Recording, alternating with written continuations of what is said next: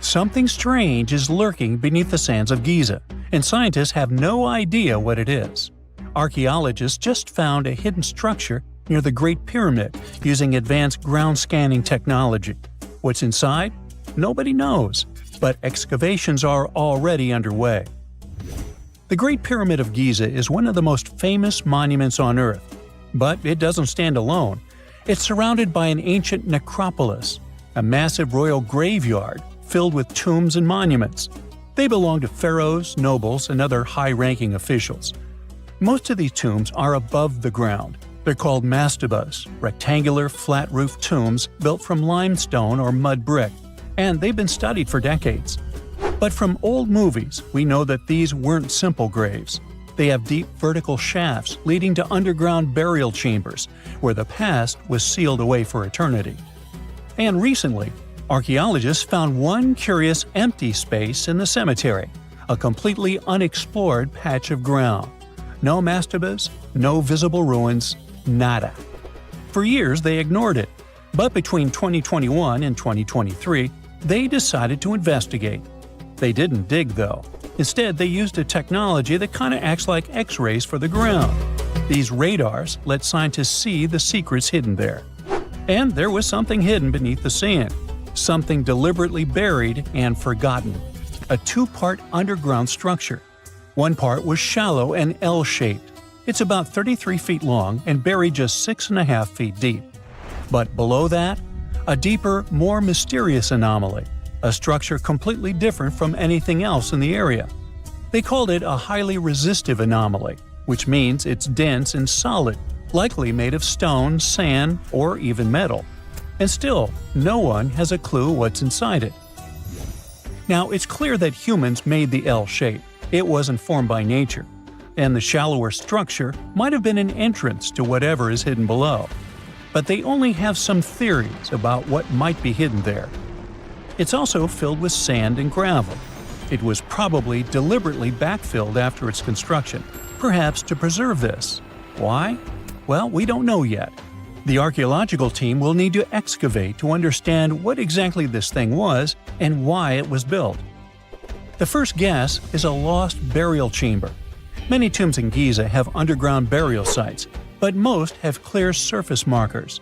This one, for some reason, has nothing, but it could be one of them. The second guess is an ancient offering chapel. Egyptologists know that some chapels were built in this shape, but usually they were above ground, not buried like this.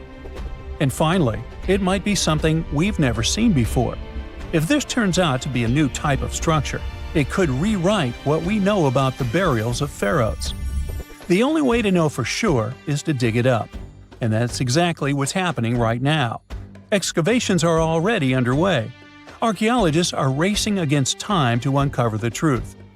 But there's a real danger there too. Giza's fragile ancient structures need to be handled carefully. Otherwise, they could be damaged beyond repair. So all we can do is wait for the truth. Now, these tombs always held fascinating mysteries. Unfortunately, we'll never learn tons of these mysteries because of some relentless tomb robbers. Egyptian tombs were built to guard the bodies for eternity. But that absolutely didn't stop people from breaking in and stealing everything valuable inside. They've been bothering these ancient sites for thousands of years, starting way back in Pharaoh's times. Many of the most famous tombs, including those in Giza, Saqqara, and the Valley of the Kings, were looted. It was a common practice in ancient Egypt. And they were serious about this whole thing. They dug secret tunnels to bypass traps and walls, bribed or threatened tomb workers to get inside knowledge, cracked open sarcophagi to grab gold, jewelry, and artifacts. And by the time modern archaeologists got to most of these tombs, they had already been picked clean. The reigning pharaohs got tired of this infuriating nonsense. The Valley of the Kings, the famous burial ground of Egyptian royalty, was supposed to be the ultimate safe zone.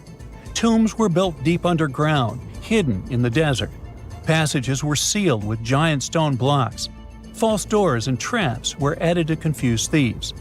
Even curses were written on the walls, warnings of horrible endings for anyone who dared to disturb the tomb. which is exactly where we got all those horror stories about mummies from. Spoiler alert, none of it worked. Most tombs in the Valley of the Kings were fully robbed within 100 years of being sealed. Even King Tutankhamun's tomb, one of the most famous in history, was broken into twice in ancient times. Some of them decided to try and fight back. The New Kingdom rulers built hidden unmarked tombs in a way that should have prevented the looters from finding them, but didn't work. Some pharaohs, like Ramses II, were moved in secret to prevent their bodies from being stolen. Nope, didn't matter. The grave robbers always won. That's because tomb raiders weren't just random thieves. They were skilled, organized, and well-connected. They knew exactly where to look.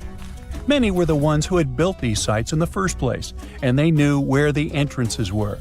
If they couldn't smash through the doors, they'd dig through the walls, floors, and even ceilings to break inside. They also worked fast, often within a few years after the tombs were sealed, before anyone forgot where the valuable stuff was. The Khufu's pyramid, the one that's next to this newly discovered structure, was looted long before modern times. The one thing left inside when explorers got there? An empty granite box where the sarcophagus used to be. Unfortunately, it's not just about gold. History itself gets stolen during these raids. Ancient Egyptians wrote detailed records of what exactly and where they buried. So when archaeologists compare these lists to what's found, they can see what's missing, which is often everything valuable. Most artifacts don't end up in museums. They just disappear into private collections, where they can never be studied again. Which is, of course, completely unfair. In fact, a few countries have had enough and started passing laws to take historical artifacts back from private collectors. In Italy, if you own an ancient Roman artifact, you must prove you got it legally. China is actively hunting down stolen artifacts, and they must find ways to retrieve it back from the Western collectors. In Egypt, they passed new laws making it illegal for private citizens to own any ancient Egyptian artifacts at all. Other countries, like the US, the UK, Germany, or Switzerland, are completely fine with rich guys owning their history. The British Museum is built on looted things. European empires invaded half the planet and took whatever they wanted back home. Their museums are often full of such stolen artifacts, and unfortunately, they refuse to give most of them back. For example, the Rosetta Stone. It was taken from Egypt by Napoleon's army, then stolen again by the British after they beat the French. Egypt has been demanding to return for years, but they still can't get it back. Or the Parthenon marbles. These magnificent massive Greek structures were taken from the Parthenon in Athens by a British lord in the 19th century. Greece has been begging for them back ever since, but the UK doesn't feel like it. Not to mention tons of Mesoamerican artifacts scattered in various museums across the world. European explorers raided Mayan and Aztec temples, took statues, jewelry, and sacred objects, and now Mexico is fighting to get them back. Well, wouldn't it be surprising even if this mysterious underground chamber has somehow been looted already? But if it's a newly found place, could it be one of the few that escaped the hands of grave robbers? Could there still be ancient artifacts, untouched for 4,500 years? We can only hope that those guys didn't get there first. You're digging in Egypt's famous Saqqara necropolis, also known as the ultimate VIP graveyard for pharaohs, when suddenly you find a giant pink door hiding something no one knew existed. Behind this giant stone door, one that wasn't supposed to open, by the way, you find a lost tomb of Egyptian royalty. Alright, history lovers, it's time to buckle up because archaeologists just pulled off something straight out of an Indiana Jones movie. Let's travel all the way to Saqqara, one of Egypt's most mysterious and treasure-packed ancient sites. The star of the show? The prince you've probably never heard of, Prince Userefre, son of King Userkaf. No one important, just, the founder of Egypt's 5th dynasty. No big deal. But the way his tomb was discovered. It all started with a massive door, made of pink granite, no less. But this isn't just a regular stone slab. This thing is about 14 to 15 feet tall and 4 feet wide. A giraffe could easily walk through it. This door is also definitely heavier than your neighbor's SUV. But here's the twist. It wasn't a real door. It was a false door, a symbolic gateway meant to allow the spirit of the deceased to pass between the world of the living and the afterlife. Normally, that's where the story ends. After all, false doors are common in tombs. But this one was extra special. You see, false doors were usually made out of limestone, which was pretty common and found everywhere in Egypt. To build one out of red or pink granite, people had to bring these rocks from a quarry located 400 miles away. And you can bet this wasn't a cheap trip. According to Egyptologists, this is the first time a false door of this size and material has ever been found in Egypt, making it a totally unique piece of architecture. Aside from being super expensive, this one had a surprise behind it too. When the team of researchers investigated further, they realized that this false door actually hid a real entrance. And what did it lead to? A hidden tomb packed with statues, relics, and secrets from over 4,000 years ago. The tomb belonged to Prince Userefre, but you can call him Wasar-Efra or Wasar-Efra too. Despite being totally erased from history, this fella was no minor noble. The hieroglyphs on the pink granite door listed him as the hereditary prince, governor of Buto and Nekeb, royal scribe, minister, judge, and priest of chance. Phew! He was like the ancient Egyptian version of Daenerys Targaryen. These inscriptions not only identify his political and religious roles, but also suggest he held significant power in Lower and Upper Egypt, bridging both regions through his titles. One title in particular, the priest of Sekher, links him to the deity of the necropolis, the one with the falcon head. This god was the patron of the living and god of the dead at the same time. So I guess the Forgotten Prince was sort of a big deal, considering that his tomb was placed in such a prestigious location within Saqqara. What's even more mysterious is that Prince Userefre doesn't appear in official king lists or royal family trees, which makes us wonder if he passed away before he could rule, or if his legacy was deliberately erased in one of ancient Egypt's classic political dramas. Some scholars now believe his erasure might be connected with shifting religious or political power struggles during the early 5th dynasty, especially as his father Usarkaf was reshaping Egypt's religious order. And speaking of his father, King Usarkaf was a total game changer. He wasn't just the founder of the 5th dynasty, he also kicked off a religious revolution by promoting the sun god Ra over older deities. That's right, Usarkaf built the very first sun temple at Abu Sir, setting off a dynasty-wide obsession with solar worship. After Usarkaf wrapped up his short but revolutionary reign, a whole lineup of pharaohs took the stage. Sahure, Neferirkare, Nusere-Ini, basically the boy band of the 5th dynasty. And these guys were all about two things: building pyramids and making money. They weren't just stacking stones, they were expanding Egypt's influence, opening up trade routes to far-off lands and blinging out their temples like it was nobody's business. Back in the tomb, things got even cooler. There was a beautiful red granite offering table covered with inscriptions detailing ritual foods, like an eternal menu for the afterlife, because they believed the deceased could magically eat this food.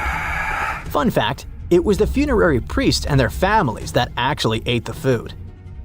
There were also pottery shards, amulets, and painted walls, but the real showstoppers were the statues. And this is exactly where things get weird, in a good way. The team found statues of King Djoser, the guy who built Egypt's first pyramid, his wife, and their 10 daughters, inside Prince Userefre's tomb. Hold up, Djoser lived a few centuries before Usarkaf, so what were his statues doing there? Turns out, scientists don't really know. These statues were built during the reign of King Djoser himself and probably belonged to that first ever built pyramid. Experts believe these statues were probably relocated during the 26th dynasty, thousands of years after Djoser, Maybe to protect them from destruction, or maybe because they were still venerated. Basically, ancient Egyptians were hoarders, but classy ones. Scientists also know for a fact that some engravings and statues found there were made way later, which means that this tomb probably turned into a deposit for fancy stuff. Or maybe this was just really ancient interior decorating. Anyway, that wasn't all. There was another pink granite entrance on the eastern side of the tomb, with inscriptions linking back to King Nefertiti, another 5th dynasty pharaoh who also tried to build his own pyramid, but failed. And near this second entrance, archaeologists found something never seen before in Saqqara: a set of 13 pink granite statues, all sitting in a row on a high-backed bench, like they were waiting at the DMV of the afterlife. Some had elevated heads, probably representing the prince's wives, while others were missing their heads entirely. One black granite statue was found upside down. Maybe it had taken a tumble sometime during the tomb's long, quiet centuries underground. According to archaeologists, the positioning and head shapes suggest that these statues followed a strict social hierarchy, with the central figures likely representing higher status individuals, while the headless ones might indicate unfinished work or later vandalism. And speaking of black granite statues, another one was found standing proudly inside the tomb. Based on its design and inscriptions, it looks like it was placed there during the 26th dynasty, the same time those Djoser statues were probably moved in. This suggests the tomb didn't just sit abandoned, it was reused, adapted, and maybe even honored by later generations. And by the way, black granite was associated with Osiris, the god of the underworld, during the late period, which means that this statue's presence is a clue that the tomb was a ritual space long after the prince's death. All of this, giant granite doors, surprise statues, reused tombs, adds up to a truly thrilling find. Prince Userefre may not be a household name yet, but his tomb is now one of the most fascinating ever found in Saqqara. It tells a story not just of the Old Kingdom, but of how ancient Egyptians kept connecting to their past, even thousands of years later. So, what does it all mean? Why hide a tomb behind a fake door? Why pack it with statues from different eras? And who exactly was Prince Userefre? These are the kinds of mysteries that keep archaeologists digging and keep the rest of us fascinated. In the end, this discovery isn't just about one tomb, it's about how much is still waiting beneath the sands of Egypt. As more gets uncovered, we're reminded again and again that ancient history isn't gone. It's just sleeping behind massive pink granite doors.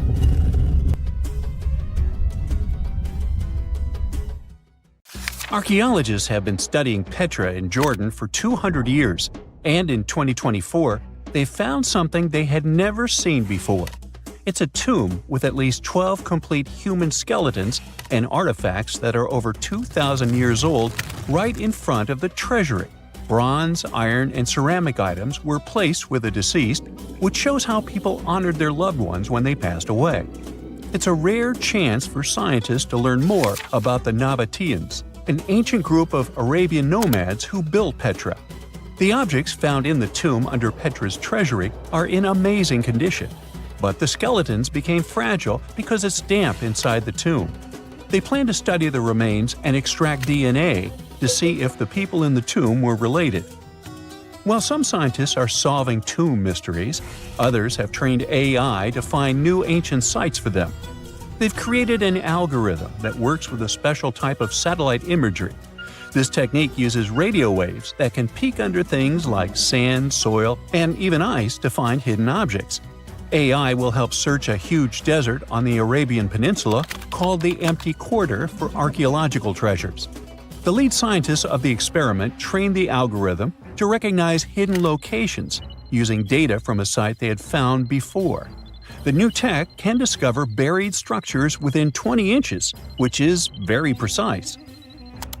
Another groundbreaking tech, LiDAR, which means light detection and ranging, helped archaeologists reveal new hidden cities all around the world. LiDAR can see big structures beneath layers of vegetation and map even subtle changes in ancient landscapes. They use it to scan large areas from a small plane flying over places that aren't so easy to study from the ground, like dense jungle. In 2024 alone, they found new Maya settlements in southern Mexico, gardens, roads, and rivers in Ecuador's Amazon rainforest, ancient ruins on the Pacific island of Tonga, and the remains of 2 medieval cities along the Silk Road route in Uzbekistan. Maybe some smart technology can also explain what Marge Simpson is doing on Earth in an ancient Egyptian tomb from 3,000 years ago. The drawing, featuring a woman with yellow-colored skin, a blue crown, and a green outfit, is alarmingly like the famous cartoon character. If you don't see a resemblance here, I hope you'll at least enjoy an amazingly well-preserved necklace with amethyst and agate beads. It's from another recent find from Egypt, an ancient tomb with 11 sealed burials near Luxor. Archaeologists also found 2 copper mirrors, one with a lotus-shaped handle and the second with a unique design of the deity of the sky, women, fertility, and love in ancient Egypt. The hair of the figurine was originally made from almost 4,000 mud beads. Another awesome find from 2024 is an ancient Greek shrine with intact burials, a sarcophagus, and plenty of gold inside. They think it was built before the year 300 before the Common Era, and the marble lions, also found inside, were made from the same marble as the Parthenon in Athens. Greece is so full of ancient treasures that the city of Thessaloniki will house around 300,000 of those artifacts in their new subway system. Meanwhile, archaeologists in France have found a monument unlike any other, and they can't figure out what it was used for. It's direct proof that people used to live here between the Neolithic and the early Iron Age periods. The coolest part is a monument made of 3 unique shapes that fit together like puzzle pieces. Some gravel found in the monument could mean there used to be a wooden fence called a palisade. People who built it probably used it for protection or decoration. The team studied the layers of soil around the monument to learn more about its origins. The only tools found so far were sharp flint stones, not the cartoon characters, which were used during the Neolithic period. The next step will be radiocarbon dating to figure out exactly how old the site is. Now, the oldest saddle ever found so far was found in the grave of a woman near the edge of the Taklamakan Desert in northwest China. This saddle is the oldest ever discovered. It was crafted from pieces of leather that were sewn together and stuffed with straw and animal hair to make it soft. Now, normally, things made from natural materials like this don't last very long because they rot or fall apart. But the Taklamakan Desert is so dry that it helped preserve the artifact. The herdswoman who used the saddle was buried in her full riding attire, so this proves that not only men used saddles and took part in herding and traveling. Now let's shift to Guatemala, where an ornate jade mask made by the ancient Maya people was waiting for centuries to be discovered. Scientists use radiocarbon dating to figure out the age of the mask. They believe the mask may represent a Maya storm deity, a powerful figure in their mythology. These kinds of masks were often made to honor Maya royalty, and they were placed in the tombs of kings and queens when they were buried. The king's tomb was also decorated with carvings made using tools crafted from volcanic obsidian.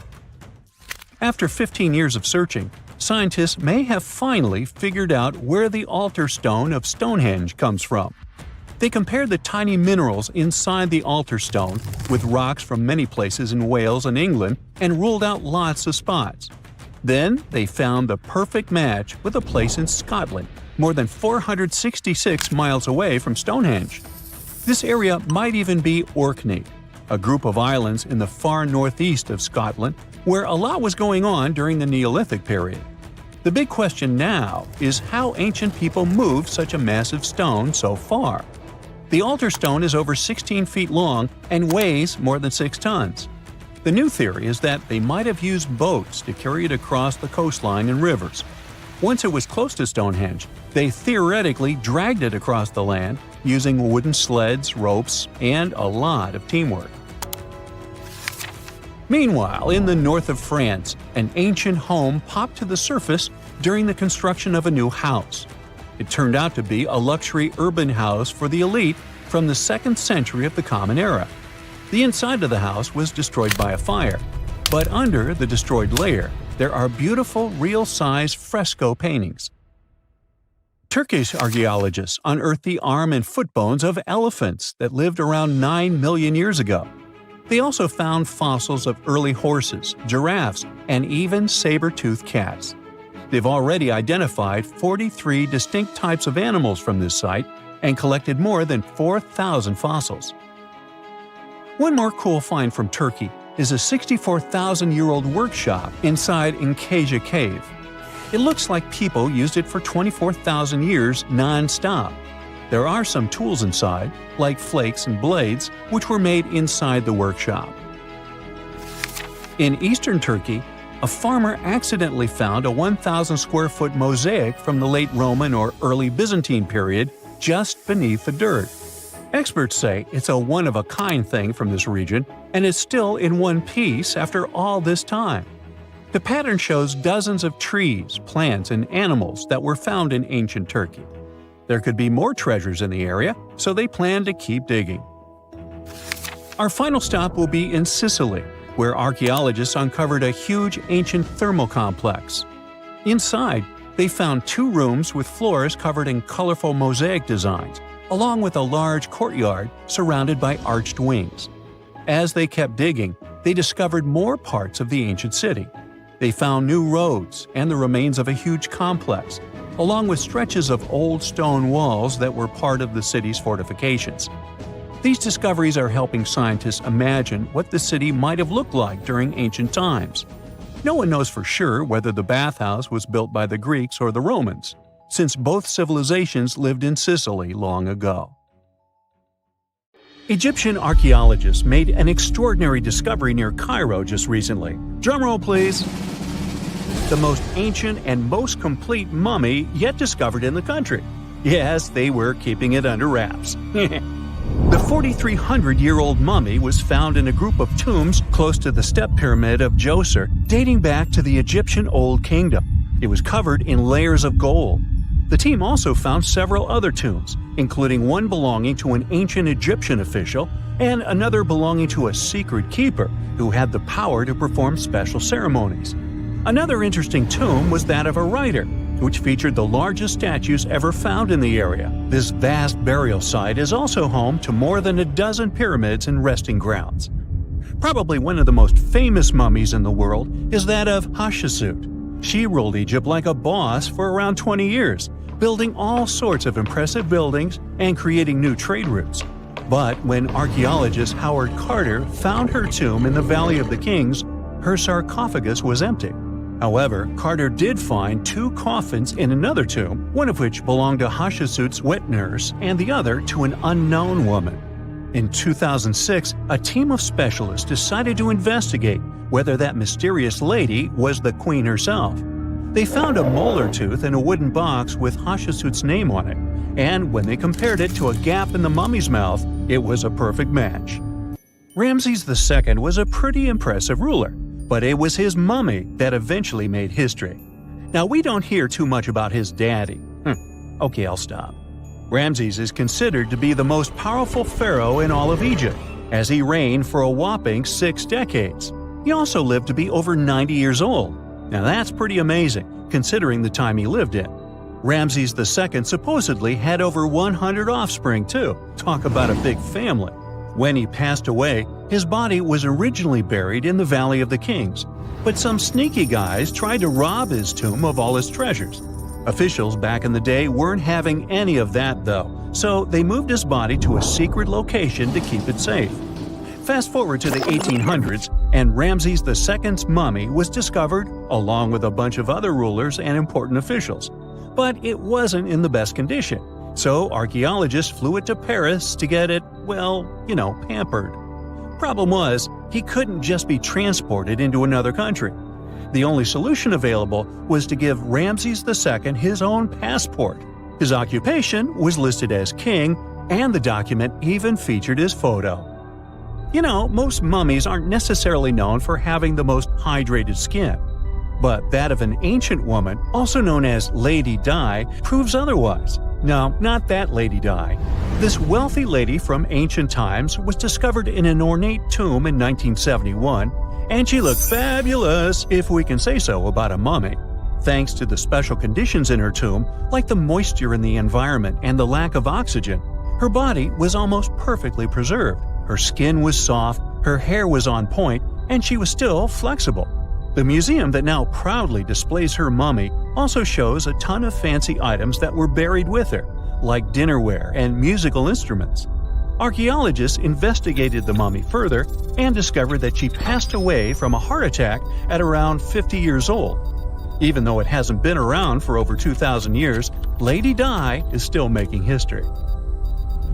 The mummy of Otzi the Iceman was discovered in the Alps in 1991. Austrian authorities initially thought he was a modern mountaineer because he was so well preserved. Turns out, he was actually from the Copper Age. He was found in a mountain pass over 10,000 feet above sea level. Through studying his mummy, we've learned so much about life in Copper Age Europe. For example, we know that he was a native of Central Europe and enjoyed eating meat. He also suffered from arthritis, narrowing arteries, and intestinal problems. But he likely used acupuncture and medicinal herbs to treat these conditions. And apparently, he was pretty handy with tools. He sharpened them just days before his untimely demise. Who knows if he was expecting trouble or just getting ready for some routine work. Now, King Tut and his story is most likely the one that made all mummies famous. This pharaoh passed away at the young age of 19, more than 3,000 years ago. But his mummy is still one of the most well-known in the world. When his tomb was opened in 1922, people went wild because it was still intact, unlike many other royal tombs. It had some seriously blinged-out coffins, including one made of solid gold. Not only did Tut's tomb give us a glimpse into ancient Egyptian history, but his mummy also taught us a lot about the time he lived in. DNA analysis helped identify his parents and revealed that the pharaoh had a rare bone disorder that might have made walking a bit tough. Now, Ginger is most likely one of the coolest mummies you'll ever hear about. He's like a time traveler from 5,000 years ago who's still looking fly with his golden hair and perfectly preserved nails. Ginger was discovered in Egypt and is believed to be the earliest known mummified body. Before people even knew about mummification, they used to place bodies in shallow graves in the hot, dry sand. And since the sand absorbed all the water, bacteria couldn't reproduce and the body was preserved naturally. Now, scientists are not sure if Ginger's preservation was intentional or not, but since he was buried with some pottery vessels, it's likely that whoever buried him knew some serious preservation techniques. If you want to meet Ginger in person, he's currently chilling at the British Museum. One Dutch art collector bought a statue from Asia and ended up finding a weird discovery. The statue contained a mummy hidden inside. Unfortunately, the body was too fragile to move, so they had to leave it there. The coolest part is that this mummy is over 1,000 years old and was on display for 200 years before being encased in the statue. When scientists did a CT scan, they found out that the mummy was filled with paper scraps covered in writings. Experts think he might have done this thing called self-mummification, which is a pretty intense process involving a special diet and tea that makes your body less prone to bacteria. Only a few people could handle this ritual, and those who managed to do that were seriously respected. No other Egyptian queen has baffled scientists and historians like the stunning Nefertiti. Based on her statues, she was known for her slender neck, wide eyes, and high cheekbones. Her name translates to "the beautiful woman has come." Talk about living up to your name, huh? Even though she wasn't a pharaoh herself, Nefertiti still managed to leave a lasting impression. Written records suggest that, as a wife and queen, she held an incredibly influential role.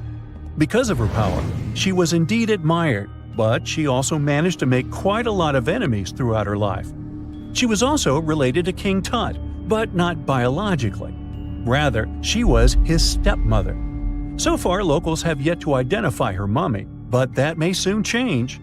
A local Egyptologist who has been busy excavating tombs in the Valley of the Kings has found two mummies that he believes could be Nefertiti and her daughter. According to specialists, we may soon finally get a definitive answer about the identity of these two mummies. And if one of them does turn out to be Nefertiti, we could be in for a real treat. DNA analysis and CT scans of the mummy could give us the most complete and accurate image of the queen that we've ever seen. It's crazy to think that we've only scratched the surface of what lies beneath modern-day Egypt. Nefertiti ruled during a time of great power and prosperity in Egypt, but unfortunately passed away in a period of social turmoil, leading to her gravesite being lost. Now, where's my mummy? Okay, what if I tell you that the extraterrestrials we all imagine as little green men may actually look like very normal Earthlings and chill in Europe? This is the Iberian Peninsula, and people living there are under suspicion. Ooh. Here's the reason. Somehow, parts of the most important artifacts that the Iberian civilization called Treasure of Valena are made of metal that simply can't be found on Earth, because it's metal from a meteorite. Now let's tackle this step by step. This is the artifact itself, and it's composed of 59 different objects. Bowls, bottles, and bracelets. Is there a pattern there with all those bees? In total, the find weighs around 20 pounds, of which 18 pounds are 23.5 karat gold. Now, if you're not a metal specialist, I'll clarify it for you right away. For comparison, 23 karat gold is 95.8% pure gold, so 23.5 karat is even purer. The remaining percentage goes to other metals to help add strength and durability to the precious alloy. There was also silver, iron, and amber in that set. The artifact could have been pretty straightforward, but for these two, let's call them imposters. Look at this wrought iron bracelet and this hollow hemisphere. Can you see that? Those rusty lines on the hemisphere and the overall weird color of the bracelet do stand out, since everything else is made of purest gold. This all started back in 1963, when a researcher noticed a dark leaden metal among the shiny bowls and bottles. The metal was shiny in some areas and covered with a ferrous-looking oxide that was mostly cracked. Now, just so you understand, gold does not usually act this way. Gold is one of the least reactive of all metals, so it won't even tarnish, let alone rust. To figure out where this suspicious iron came from, researchers turned to mass spectrometry, which checks out the mass-to-charge ratio of molecules. Their findings showed that the nickel in the iron is similar to that found in meteoritic iron. Simply put, the bracelet and the hemisphere are of extraterrestrial origin. Ooh. Now, the exact age of the trove is hard to determine, yet it's crucial. We need to know the exact age to see if it coincides with the start of the Iron Age in the Iberian Peninsula. If it does, then no further questions here. But if it doesn't, well, it's, at the very least, weird, if not suspicious. So there's this three-age system. It comprises the Stone Age, then the Bronze Age, and then the Iron Age. The Stone Age is of no importance here, so let's compare the Bronze and the Iron Ages. The Bronze Age began when it was realized that combining copper and tin produced a material that was more durable than either metal alone. This era was all about major upgrades in tools and weapons, but two standout inventions were writing systems and the wheel. Then came the Iron Age. This time was all about slowly bringing iron into everyday life. Iron was way easier to shape into cool designs than bronze. Now this was a big deal, because iron, especially transformed into steel, provided significant improvements in all aspects of life. Tools became lighter, cheaper, and stronger compared to their bronze equivalents. You get it? Good. So researchers have long debated whether the treasure dates back to the post-Archaic era or the latter part of the Bronze Age. The most recent study claims that those artifacts were created in 1400 to 1200 BCE, and something really doesn't add up. First off, the Iron Age began around 500 years after these artifacts were crafted. Plus, ancient craftsmen couldn't know back then how to work with metals that landed on Earth approximately 1 million years ago. And while the dates are really hard to explain, there is a logical explanation for the craftsmanship. The theory here is that those metal workers simply had access to the fallen meteorite, and thus, they could study it well and discover its properties before using it for decorative purposes. They could have figured it out through trial and error, and once they knew exactly how to work with this extraterrestrial metal, they proceeded to adorn the artifacts with it. Plus, there were the Phoenicians, who contributed to their craftsmanship.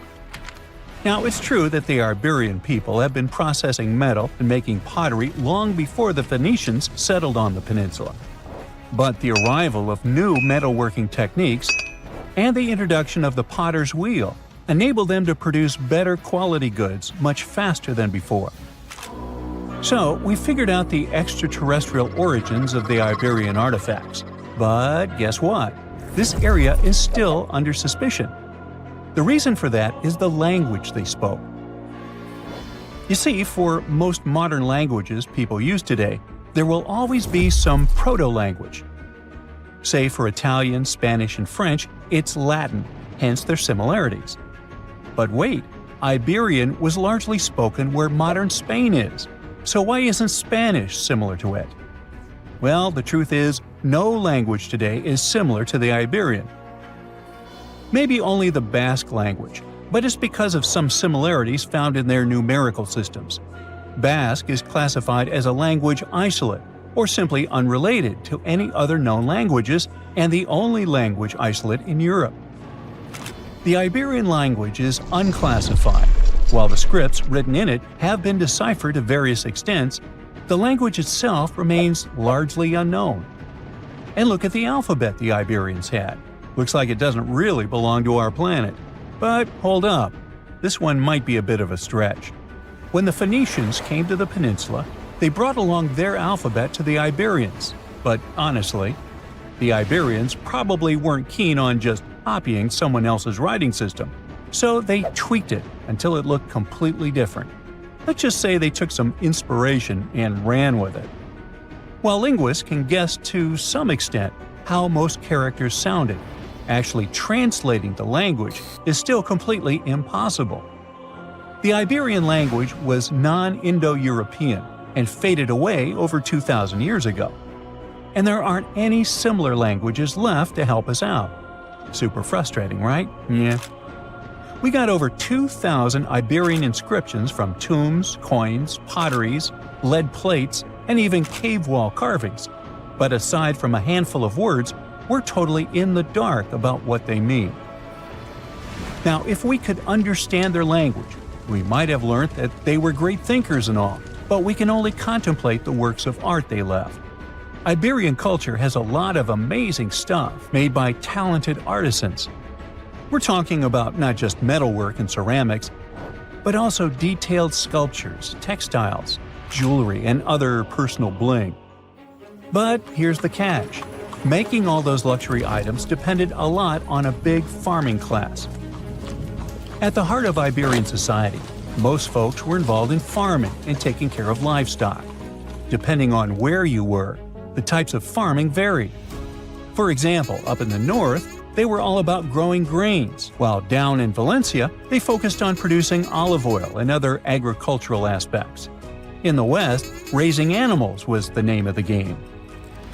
Still, we don't have much information about the day-to-day lives of the many people doing this essential work.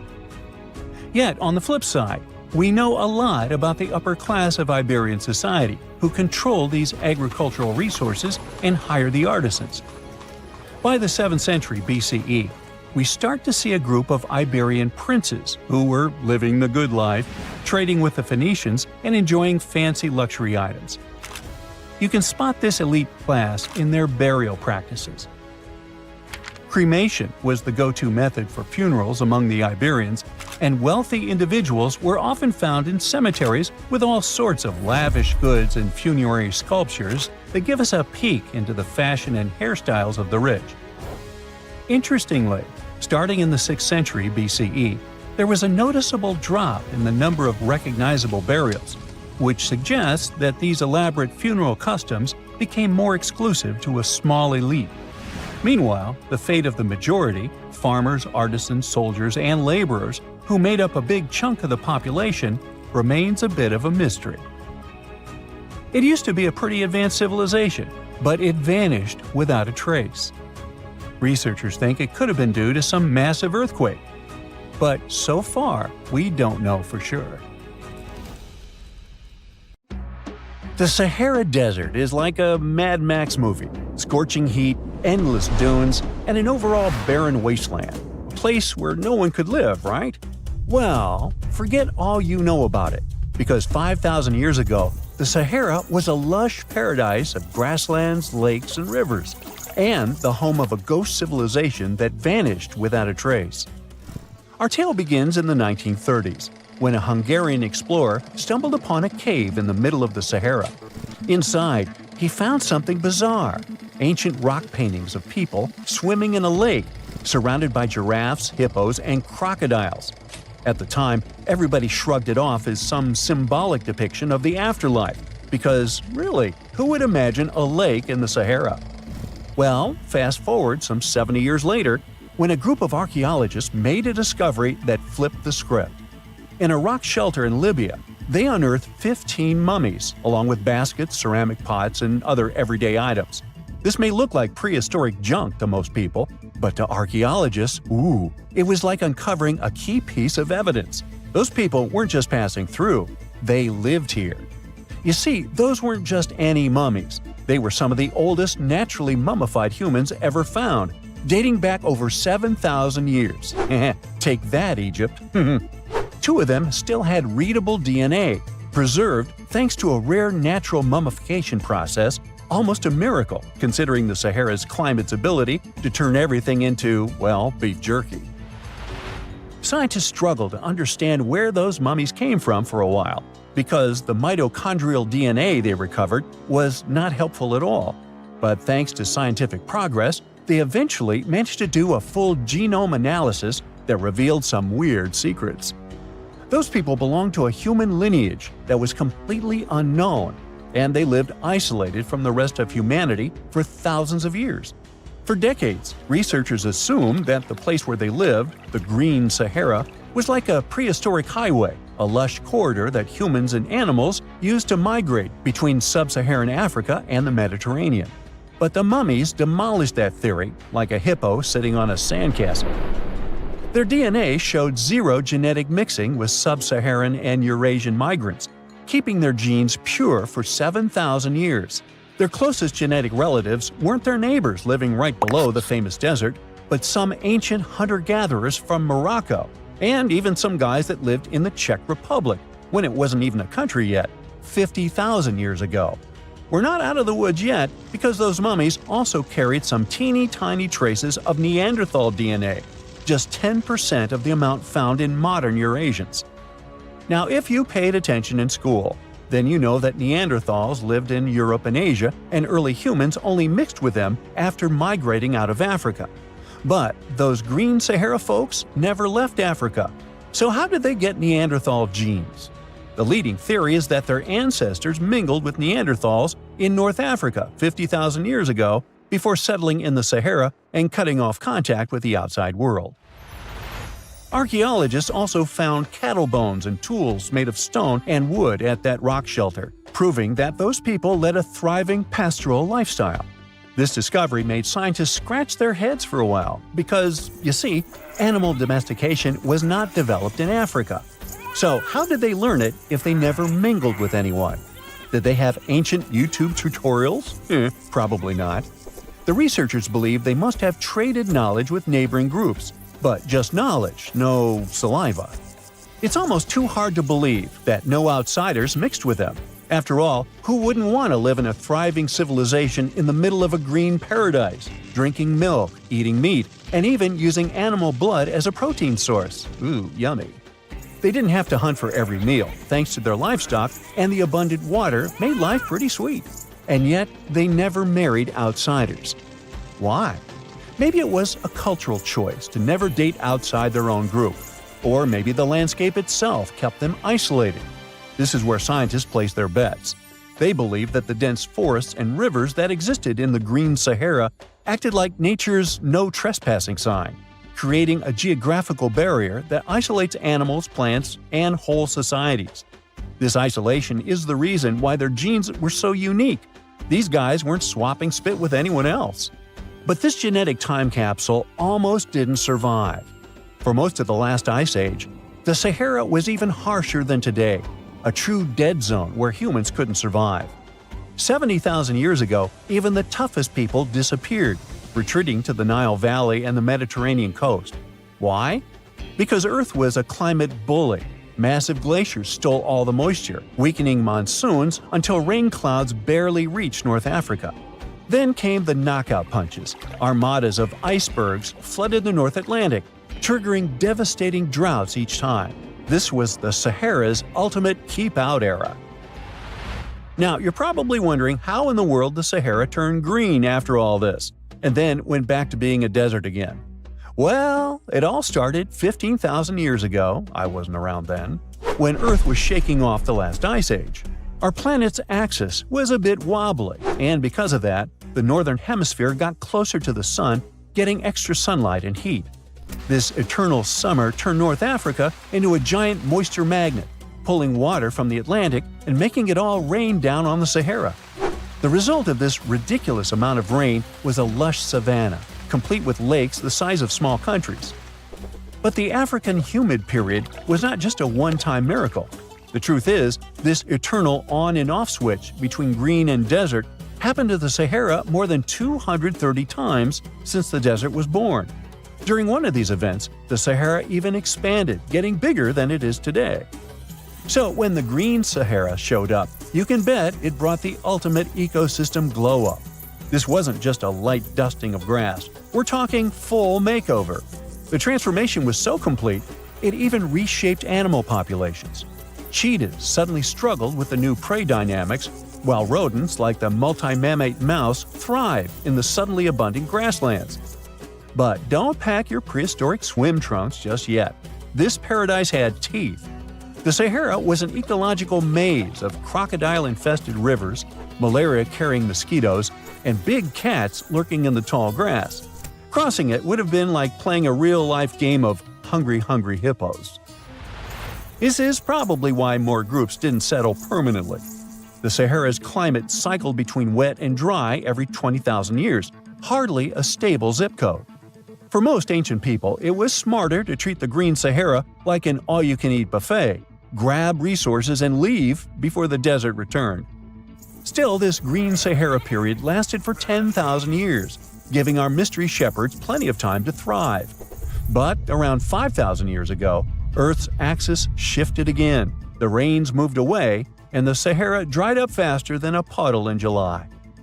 As the desert returned, the shepherds from the Green Sahara had no choice but to pack up their livestock and leave. Some researchers believe they migrated toward the Nile, laying the groundwork for ancient Egypt, so I guess their legacy lives on. Besides, their pure lineage may be extinct by now, but some faint genes of the mummies can still be found in the people that live in North Africa today. But the introvert mummies were not the only ones using the Green Sahara as an Airbnb.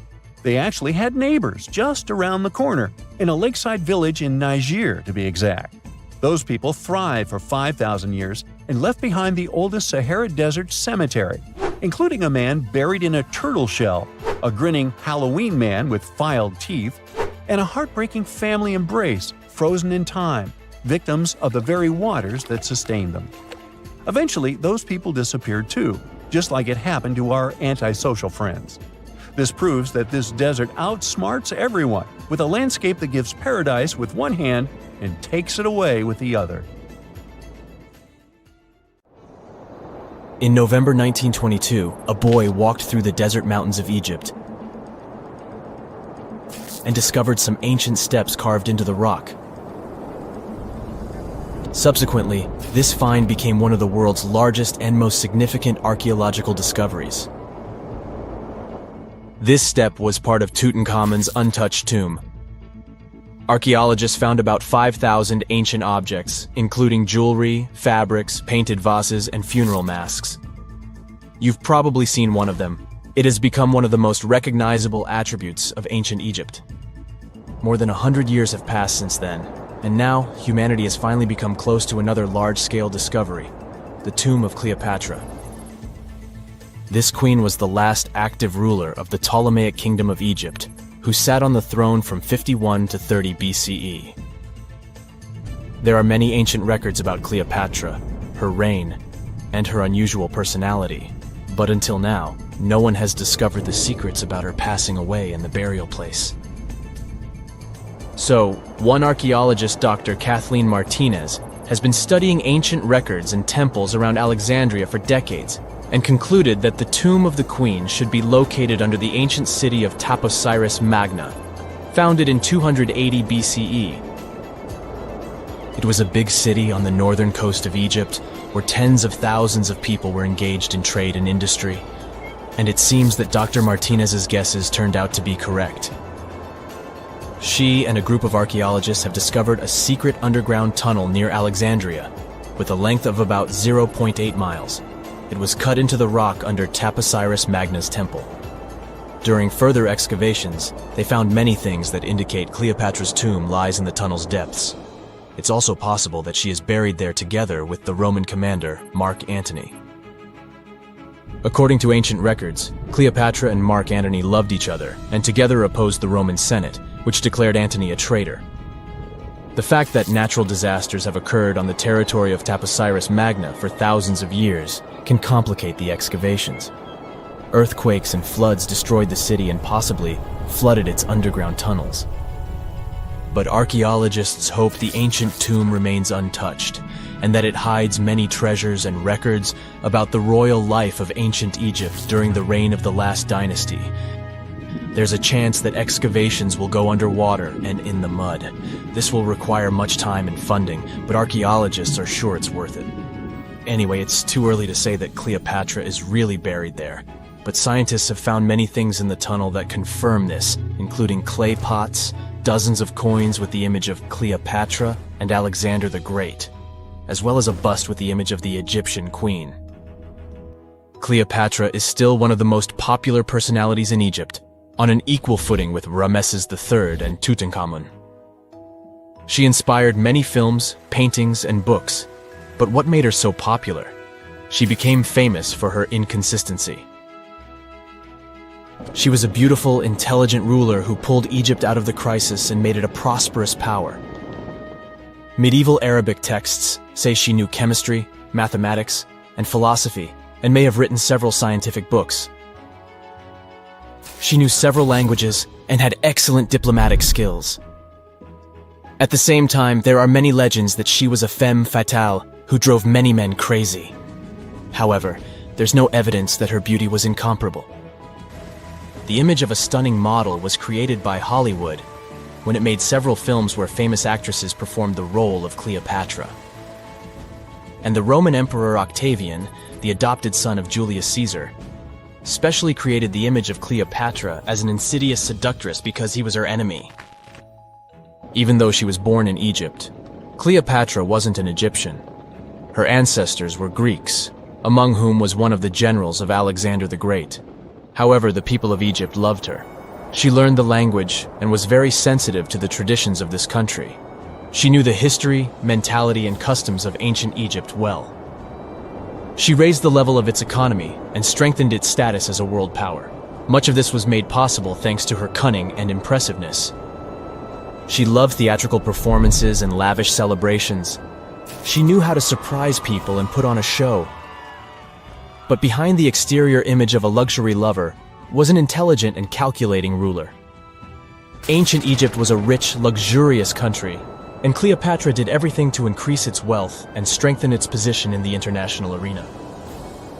For example, she was once in conflict with her brother Ptolemy XIII.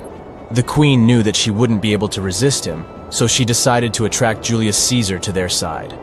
The Roman emperor arrived in Alexandria, where Cleopatra wanted to meet him, but Ptolemy knew about her plans and was about to prevent her from coming to Caesar. Then, instead of a rich and noisy arrival, Cleopatra decided to make her visit inconspicuous. She wrapped herself in a carpet or linen bag the emperor's servants carried into Caesar's private chambers. Cleopatra emerged from the carpet and impressed the Roman emperor with her beauty and determination. As a result, they fell in love with each other and became close allies.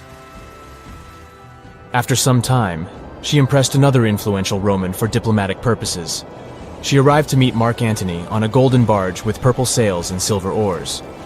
Cleopatra was dressed in the image of Aphrodite and sat under a magnificent canopy. Her servants dressed like cupids and were blowing her fan and burning incense. But Cleopatra created such a show for a reason. She knew that Antony revered Greek mythology and considered himself the embodiment of Dionysus. As a result, he was so impressed with this woman that he ended up marrying her. Cleopatra defended her crown, strengthened her alliance with Rome, and bore Antony 3 children. In Egypt, they threw big parties and enjoyed wealth with power. However, the relationship of a high-ranking official with the Egyptian queen caused a scandal in Rome. Octavian was Antony's primary opponent in the struggle for power, so he exploited the situation to darken the competitor's reputation. He used propaganda to make Cleopatra an insidious seductress in the eyes of Roman citizens. He accused Antony of succumbing to her charms. The Roman Senate supported Octavian and declared Cleopatra an enemy. In 33 BCE, this conflict reached a high point when Antony's navy clashed with Octavian's fleet. The latter won and forced his enemy to flee to Egypt with Cleopatra. According to some records, they took refuge near Alexandria. Pursued by the Romans, they hid in one of Cleopatra's palaces and met their end. Some legends say that Cleopatra was an expert in poisons. She provoked a venomous snake, a viper or an Egyptian cobra, to bite her. Also, according to another legend, she pricked herself with a poisonous needle. There's a theory that Cleopatra always carried an ampule with poison inside her hairbrush. And when she was cornered, she soaked the needle with this poison and pricked herself. None of this can be said for sure. Scientists are still trying to find out the truth. Perhaps when they reach Cleopatra's tomb, the world will get more answers about her tragic fate. She is considered the last ruler of Egypt. After her passing, Octavian plundered her palaces and temples and returned to Rome, where he became the main emperor. He successfully ruled the country and expanded its borders. His reign ended when he turned 75. World history would have looked different if Cleopatra and Mark Antony hadn't lost that naval battle. By the way, did you know that more time has passed between Cleopatra's reign and Neil Armstrong's flight to the moon than between the reign of the Egyptian queen and the construction of the Great Pyramid of Giza? Armstrong took a step on the Earth's satellite in 1969, 38 years after the birth of Cleopatra. And the construction of the pyramid took place in 2560 BCE. Imagine how long the history of ancient Egypt is. Cleopatra is closer to us in time than to the pyramids. Whenever you hear about ancient ruins, you almost never picture them being suspended somewhere, or just randomly hanging on the branch of a tree, right? In fact, for most of the ancient artifacts we have exposed in museums all over the world, archaeologists did quite an impressive amount of digging. You see, buildings have this funny way of fading away over time if not properly taken care of. Sometimes we need to reuse some building materials, so an older construction may be sacrificed in the process. Other times houses are abandoned, and once they are exposed to the elements on the surface, like rain or sunlight, they don't really stand a chance. Some just simply crumble away due to good old erosion. So the only way a piece of architecture can survive the test of time is if it's somehow gotten buried deep down. Now, how did they end up buried in the first place? Well, it's quite the comedy of errors. Ancient cities had a habit of gradually raising their ground level like a kid adding toppings to their ice cream sundae. You see, these settlements were always busy collecting food and building materials to keep up with their ever-growing population. But hey, who has time to deal with waste and rubbish? It wasn't exactly high on their to-do list back in the day. So when it came to building new houses, ancient civilizations found it much easier to save their sweat and tears by piling up the rubble and constructing right on top. But that's not all. Rivers would also occasionally flood and deposit a layer of sediment on the city floors, further encapsulating those ancient constructions. And in those dry regions like the desert, where the wind likes to show off its sand and dust dance moves, you can bet it was a constant struggle to keep the establishments clean. One hilarious example is the Sphinx, which had its head buried in sand until a group of archaeologists unearthed it in 1817. Some ancient towns eventually got covered up because they were completely abandoned. With less human activity to control their expansion, plant seeds couldn't resist the opportunity and sprouted all over the place. They gobbled up carbon dioxide from the air and grew, adding more and more bulk to the ground. Those cheeky roots even decided to stabilize the soil made from decaying plant matter, creating layers upon layers of earthy goodness. It's like the ultimate DIY project Mother Nature embarked on, with plants as her loyal helpers. The act of digging into the secrets of ancient civilizations is not just about unearthing a lost world. It's also an epic quest to reveal the hidden treasures beneath layers of history. But how do archaeologists know where to dig in the first place? If everything is covered in layers upon layers of sediments, debris, and plant roots, they must have some sort of system they rely on before embarking on a new project, right? For starters, they're not always the ones suggesting an archaeological dig in a certain location. Let me explain. Let's say you're a contractor and you want to build a new fancy apartment complex in your city. Some local legislations have certain requirements before your project can start, though. For instance, before anyone starts building on a piece of land, they might need to bring in specialists to check the soil. These clever folks can be archaeologists, geologists, or paleontologists, and they need to keep an eye on things during development. If any artifacts or ecofacts, fancy word for organic remnants, are discovered, these experts swoop in to excavate and study them. But what about sites that have nothing to do with bulldozers and yellow hats? Archaeologists have more than one trick up their sleeves when it comes to locating ancient hotspots. They dive deep into historic records with a healthy dose of detective work. By sniffing out old documents and maps, they can piece together the puzzle of human activity in a specific area. If a site has been visited before, it's even better. Finding records of past excavations or historical accounts can give archaeologists lots of information on where to continue their treasure hunt. Before archaeologists start swinging their shovels, they engage in a bit of a visual scan mission. Armed with a grid system, they'll stroll around the site, keeping their eyes peeled for any artifacts that might be hiding just beneath the Earth's upper layer. From groundstone tools to historic glass and even ancient garbage dumps, yes, they're all so valuable. These keen-eyed explorers can spot signs of human activity faster than most people. If they stumble upon midden soil, fancy term for a garbage dump, they know for sure that humans once called this place home. Archaeologists don't just rely on their trusty shovels, though. They have an arsenal of gadgets to aid in their search for hidden wonders. Geophysical tools are like their secret weapons. Take the resistivity meter, for example. This clever contraption measures the electrical component of the soil and any buried features or artifacts. A buried wall, for instance, will create a different resistivity reading than the surrounding soil. Magnetometers and ground-penetrating radar work in similar ways, showcasing potential hints of ancient treasures in the soil. And who could forget our trusty old friend, the GPS? It helps archaeologists map out precise locations, like a high-tech treasure map, leading them straight to their pot of gold. Care to virtually visit some of the most important archaeological sites in the world? Well, follow me. In the United Kingdom, for instance, you'll find this interesting place called Stonehenge. It's one of many henges scattered around, but this one really takes the cake. Picture this: massive ancient stones standing tall and proud, arranged in a funky outer ring and an inner horseshoe, with some smaller stones thrown in for good measure. And guess what? These amazing stones have been around for over 5,000 years. Talk about a serious case of rock-solid longevity. Now, here's where it gets interesting. According to local folklore, the legendary wizard Merlin whipped out his magic wand and poof! He teleported these massive stones all the way from Ireland. Apparently, some giants had assembled them there, but Merlin decided they would look much better at their new location. Others think it's just the ruined remains of an old Roman spiritual edifice. These amazing structures were built by our Bronze Age ancestors. With their simple tools and limited tech, they managed to create this monumental masterpiece. Impressive, right?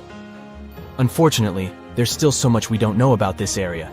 Stonehenge's initial purpose remains a mystery to this day. Sure, there are lots of theories, but scientists have yet to agree on the subject. However, we do know that it's perfectly aligned to catch the sunrise during the summer and winter solstices. The ancient city of Pompeii is an equally amazing archaeological site. Picture this. Mount Vesuvius, a notorious troublemaker, decided to throw a volcanic tantrum and completely covered this ancient Roman city. It turned it into a time capsule, located outside present-day Naples in Italy. Fast forward to the year 1748, when a bunch of adventurous explorers stumbled upon Pompeii. Lo and behold, they discovered a treasure trove of well-preserved goodies: streets, houses, food, probably a bit stale by then, blingy jewelry, fancy sculptures, colorful frescoes, everyday household items, and even animal and human remains. It was like an epic archaeological party. From the looks of it, Pompeii had it all. Fancy houses and villas, a massive 20,000-seat arena, cute little artisan shops, hangouts like taverns. And let's not forget the saucy spots like those luxurious bathhouses for some intense pampering. There's also the sanctuary of Apollo, where people used to gather for their daily dose of worship. And of course, the bustling heart of the city, the Forum of Pompeii, where all the cool people used to hang out. And guess what? Pompeii is so cool that it made it to UNESCO's World Heritage List back in 1997. That's like the ultimate Hall of Fame for historical awesomeness. It also includes many other famous buildings and sites, like the Taj Mahal in India and the Acropolis of Athens in Greece. No man shall ever find my tomb. That's what, according to rumors, Cleopatra once said.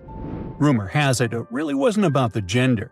She wanted no living soul to disturb her, and I think she meant that no human would ever discover the location of her grave.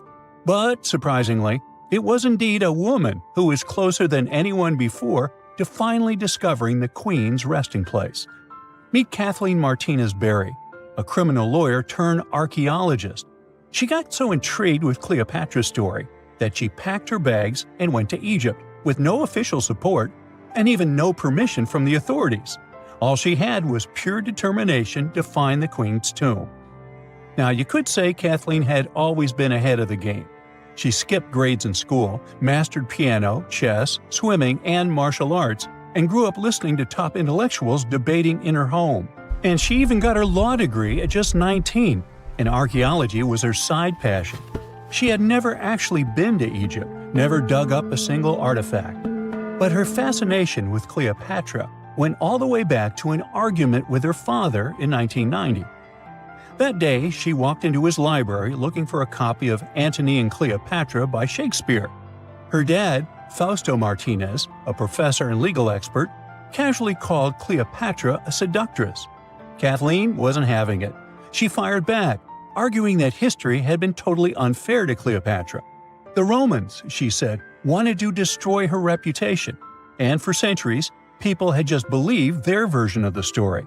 The debate went on for hours, and in the end, her father admitted maybe he had judged Cleopatra too harshly. That conversation changed everything for Kathleen. From that day on, she read every ancient text she could find, especially Plutarch's account of Cleopatra and Mark Antony. The more she learned, the more convinced she became that Cleopatra wasn't just some queen who fell for the wrong guy. She was a genius, playing a dangerous political game to keep Egypt independent.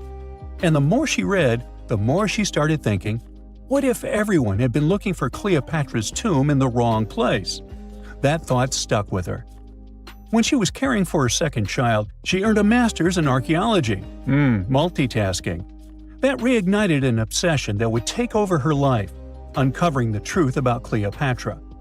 Even though most experts believe that Cleopatra's tomb, along with the final resting place of 13 other Ptolemaic rulers, lies somewhere beneath modern-day Alexandria, Dr. Martinez has a different idea. She believes Cleopatra was buried at Taposiris Magna, an ancient temple dedicated to Osiris, the Egyptian deity of the afterlife. But she still needed an ancient foundation plate. These plates, about the size of a smartphone, were placed beneath important temple structures and often contained inscriptions explaining when and why the temple was built. If she could find a plate that confirmed the temple was dedicated to Isis, Cleopatra's patron deity, she'd have solid proof that this was the right place to look. Nothing could deter Martinez. She excavated the entire temple site, digging deeper than anyone before her. Her team found coins with Cleopatra's name and face stamped on them. It meant Cleopatra had a direct connection to this site. Then, they uncovered something even more interesting: a tunnel used to bring water to people, leading straight from the temple into the Mediterranean Sea. So, if parts of the temple had already sunken into the water, could Cleopatra's tomb be down there too? Martinez needed proof to convince Egyptian authorities to let her search underwater.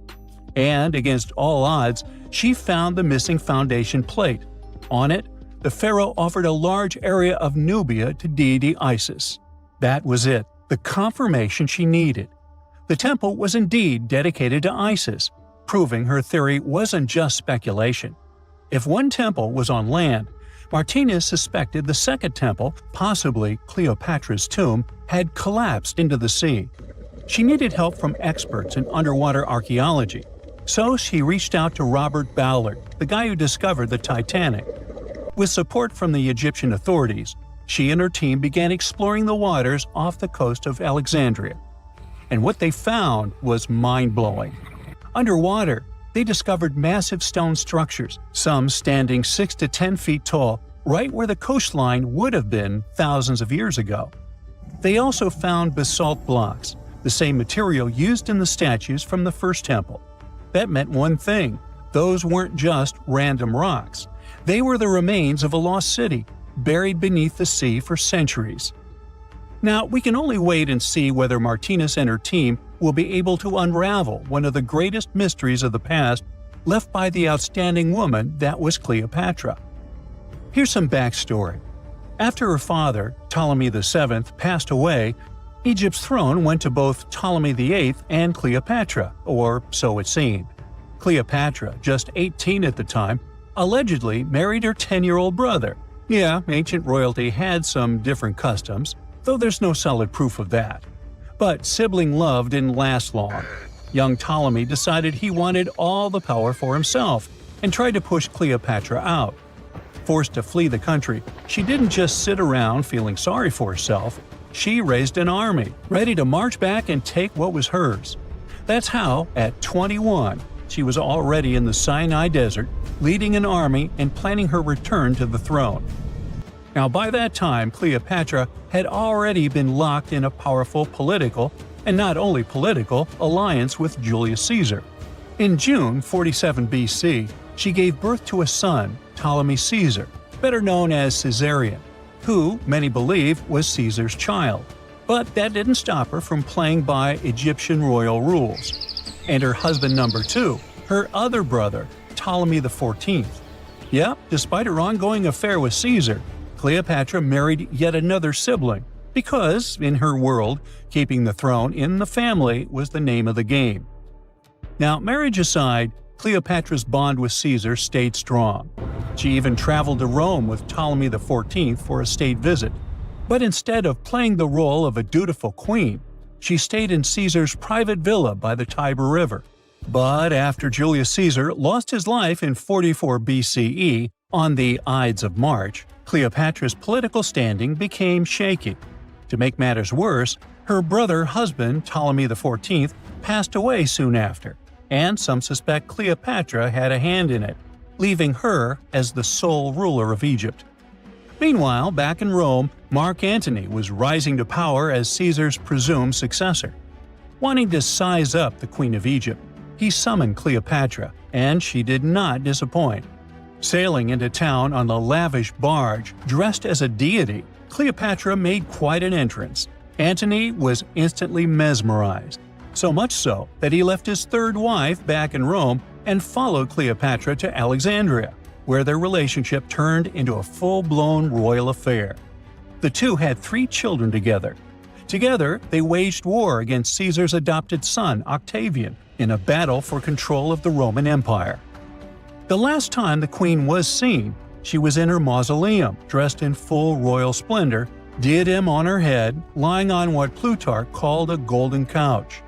When Antony and Cleopatra lost at Actium, Octavian's forces marched into Alexandria. Cleopatra apparently knew the end was near, so she locked herself inside her mausoleum, surrounded by gold, silver, pearls, and priceless art. Those were the treasures she threatened to burn rather than let the Romans take them. Antony, meanwhile, wasn't going to let the Romans capture him alive. He wounded himself with his own sword, but before he passed away, he was carried to Cleopatra's side. She held him as he took his last breath in her arms. A little over a week later, Cleopatra made her own choice. Rather than face humiliation as Octavia's prisoner, she ended her life. Legend says it was the bite of a deadly asp, though history isn't quite clear on that. At the time, Cleopatra was only 39. Sounds like a rather full life to me. At some point in its long and very interesting history, our dear planet Earth was sort of snoozing, just doing its planetary thing, spinning around the sun. And then, bam, life starts getting fancy. Plants and animals start strutting their stuff, showing off their complexity. Fast forward a bit, about 65 million years ago to be exact, and a cosmic disaster strikes, or at least that's what we presume. An asteroid probably smashed into Earth, wiping out the dinosaurs and other big animals. We can't pinpoint specifics about the asteroid, but we do know that it was extremely large and it crashed into our precious planet, creating a dusty mess that settled everywhere. You can still find remnants of that dust layer in sedimentary rocks today. If you dig beneath it, you'll uncover a whole bunch of fossils. These prehistoric creatures were living it up before the asteroid crashed the party. Think of it as the planet going on a cleaning spree, leaving a bunch of empty spaces waiting to be filled. And guess who took the opportunity? Mammals! These furry little critters were the ones to rise to fame. But why is it that this disaster became such a great opportunity for mammals? It's pretty simple, actually. With no big bullies around, they grew, multiplied, and had a population expanse. All kinds of mammals joined to fill in the blanks. Primates, rodents, basically, the whole furry gang. We're talking about placental mammals, marsupials, and even egg-laying mammals, adding some serious variety to the mix. We like to think of primates as our closest relatives here on Earth. What's their story? Well, around 63 million years ago, just a couple of million years after the dinosaurs' final dance, the primates decided it was time for a family reunion. They split into two groups, the dry-nosed primates, who became the cool monkeys and apes we know today, and the wet-nosed primates, who went off to become lemurs and aye-ayes, hey-hays. The fun didn't stop there. About 58 million years ago, the dry-nosed primates began their own little mission. One special guest called the tarsier, arrived on the scene, featuring big eyes that were perfect for late-night shenanigans. This tarsier took a different path from its primate relatives, embracing its unique niche and evolving separately. To this day, the tarsier is the only primate that feeds exclusively on meat. These little guys have a taste for insects, small birds, rodents, and even lizards. But that's not all that makes them unique. Their eyes are twice the size of their brains. Also, their heads can do a full 180-degree spin, just like an owl. Because of their features, the tarsiers are the true kings and queens of the night. With their superpower of ultrasonic tracking, they can spot their prey instantly.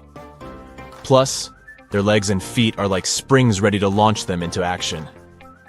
They've got this special ankle bone called the tarsus, which gives them those epic leaping skills. Hence the name, if you were wondering. But let's leave these little critters to rest and get back to our story, shall we? About 55 million years ago, the Earth cranked up the heat, literally. This sudden hot pod was a bit too much for many deep ocean dwellers and plants to handle, and they bid their farewells. But hey, every goodbye is an opportunity for something new, right?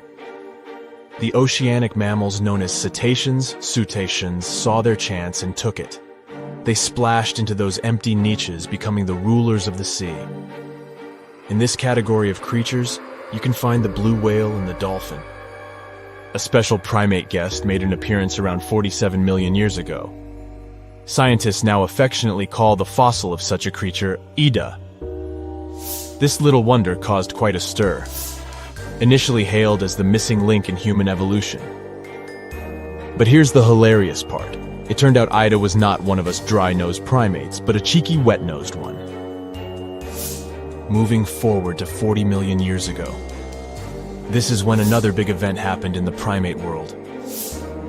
The New World monkeys, our distant cousins, decided to take a different path and branch off from our lineage of Old World monkeys. They packed their bags and set off to conquer South America, where they're still living it up today. What's the difference between the two, you might ask? Well, one crucial thing that sets them apart is the fact that the Old World monkeys had nostrils that pointed downwards. Around 25 million years ago, another troop of apes entered the scene, and these guys had something special, the lack of a tail. These unique creatures would go on to become our closest relatives. We're talking apes and great apes, the cool gang who share a whole lot of genetic similarities with us. The first ape to break free from the monkey madness was the gibbon. About 18 million years ago is when this little acrobat swung into the picture. A few million years later, the great apes made their grand entrance too. Orangutans were the pioneers, venturing into the wilds of southern Asia. We're getting closer and closer to the present. It was 7 million years ago when the great apes took a major fork in the evolutionary road. One path led to our ancestors, the future Homo sapiens, and the other path led to chimpanzees and bonobos. These two primate branches remained united for a few million years before finally going their separate ways. 5.6 million years ago, a game-changing ape, called Ardipithecus, made its way into our evolutionary history. It had a special talent, bipedalism. That's right, this was one of the first apes to walk on 2 feet, probably making its primate buddies raise an eyebrow or two. The real showstoppers, however, arrived around 4 million years ago, the Australopithecus crew. These were the earliest members of the Hominina hominina subtribe, our tribe. What made them so special? Well, probably the fact that they brought some serious tools to the game. Stone tools, to be precise. It seems that at some point in their evolution, these clever primates started using stones to make their lives easier. Now here comes a crucial turning point in our story. About 2 million years ago, our ancestors faced a food shortage. Survival of the fittest was the name of the game, and 2 strategies emerged. Group 1 went for stronger jaws, allowing them to chomp on tough foods like nuts. Group 2 had a different idea. They opted for weaker jaws, but bigger brains. They wanted access to a wider range of food options. Obviously, the bigger-brained group took the prize. And here's where our gang comes into play. Around 2.5 million years ago, a type of primate also known as handyman made its mark on history. These clever beings had larger brains and knew how to put those neurons to good use. About 1.9 million years ago, a new star emerged, Homo erectus.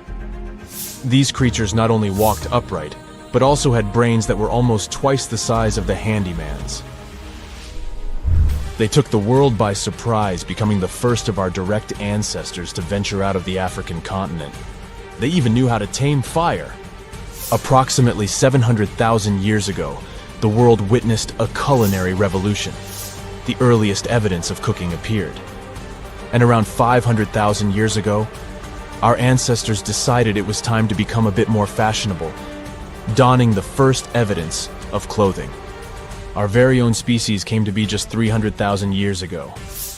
Told you we were late to the party. But the world was never the same after the appearance of Homo sapiens, the anatomically modern humans. Alongside our other relatives, we emerged, ready to conquer the world with our innovative minds and complex societies. The exact path of our evolution remains a bit of a mystery. But what we do know for sure is that Neanderthals joined the party around at some point too. As Homo sapiens flourished, so did our capacity for language. Modern speech is believed to have emerged almost hand in hand with our species. We started expressing ourselves, sharing stories, and shaping the world with our words. So, there you have it. It took 13.8 billion years of cosmic history for humans to make their entrance. Think about it. 99.998% of the time since the Big Bang, we weren't even around. Our species, Homo sapiens, is the toddler of the Earth's family, existing for just the tiniest fraction of the universe's timeline. Yet, in this blink of an eye, we've managed to unravel the entire story that led to our existence. The story won't end with us. It's an ongoing saga, still being written with every passing moment. Strange and amazing items are discovered often, but figuring out what our ancestors were up to is pretty tough. Especially when all you have are just some rusty cups and cave drawings. It's no surprise that even the experts in lab coats sometimes make mistakes. But it's not just about dusty plates and huge stones. Sometimes there's even humans with large heads. So grab your digging tools and let's travel back to ancient times to explore incredible societies that even scientists can't fully explain. Sardinia may look idyllic now, but I'm not gonna lie, I wouldn't fancy visiting it 3,000 years ago. Rumor has it, terrible giants roamed around this island back then. People even talk about finding human skeletons over 13 feet tall there, although nobody's ever shown anything to prove it. But the stories will make you wonder because some weird stuff has definitely happened. In 1974, over 5,000 pieces of broken stone artifacts were found in a part of the island called Monte Prama, but instead of being displayed in a museum, they were locked up in an underground vault for about 30 years. Sounds a bit suspicious, doesn't it? When they were finally displaced in 2005, scientists put the pieces together to find statues of 38 giant men standing 8 feet tall. Not quite as tall as the legendary skeletons, but still pretty huge. It's thought these statues were made by the Nuragic people, who lived on the island a long time ago. Besides giant statues, they also built over 8,000 massive stone buildings. Perhaps Nuragic weren't giants themselves, but they definitely liked their things big. I do too. I like a big number of likes on our videos. That would be pretty great. Thank you if you liked this and subscribed. Now back to the video. You and I are pretty smart, but we might not be the smartest humans ever. Actually, we might not even be the smartest species. Since 1913, some skull fossils found in South Africa have hinted at a possibly smarter contender called Boskop man. This human-like species might have lived as recently as 10,000 years ago. Their skull suggests they had really big heads, which means their brains could have been 30% bigger than ours. Wow! Their average IQ could have been around 149, making them among the smartest 0.05% of people today. But if a Boskop brainiac was so much smarter, why are they not around and we are? Well, bigger isn't always better, you know. Our brains are a lot bigger than our ape relatives, mainly in the prefrontal cortex. This part helps with high-level tasks like making decisions, remembering things short-term, and being aware of ourselves. The parts of the brain that handle our senses and movements haven't really grown much.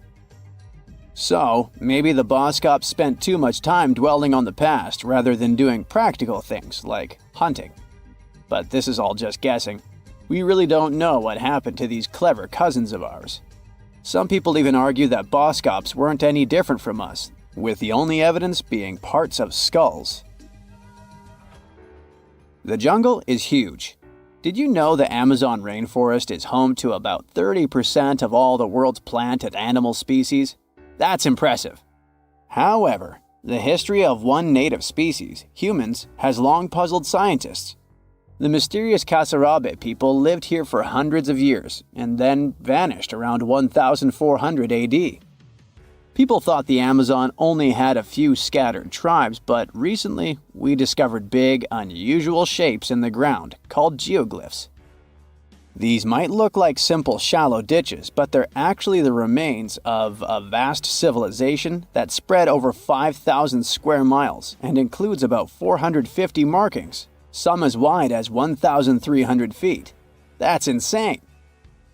They likely contained ceremonial buildings and could have hosted up to 1 million people as recently as 550 years ago.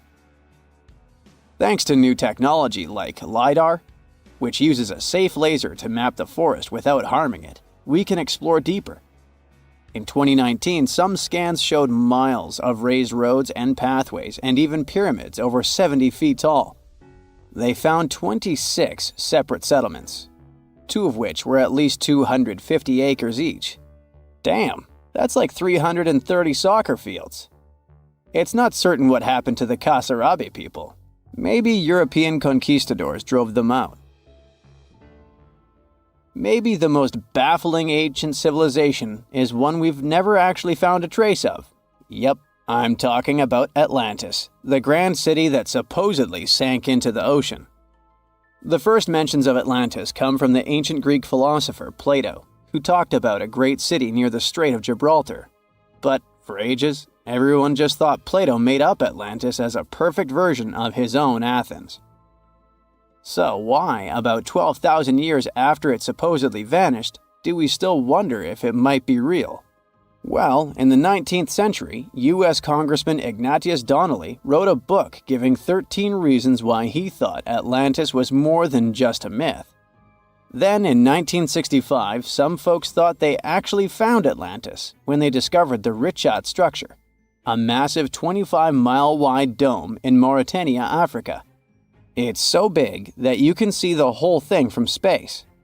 2 astronauts flying over the Sahara Desert spotted this giant eye staring back at them and thought they'd made the discovery of a lifetime.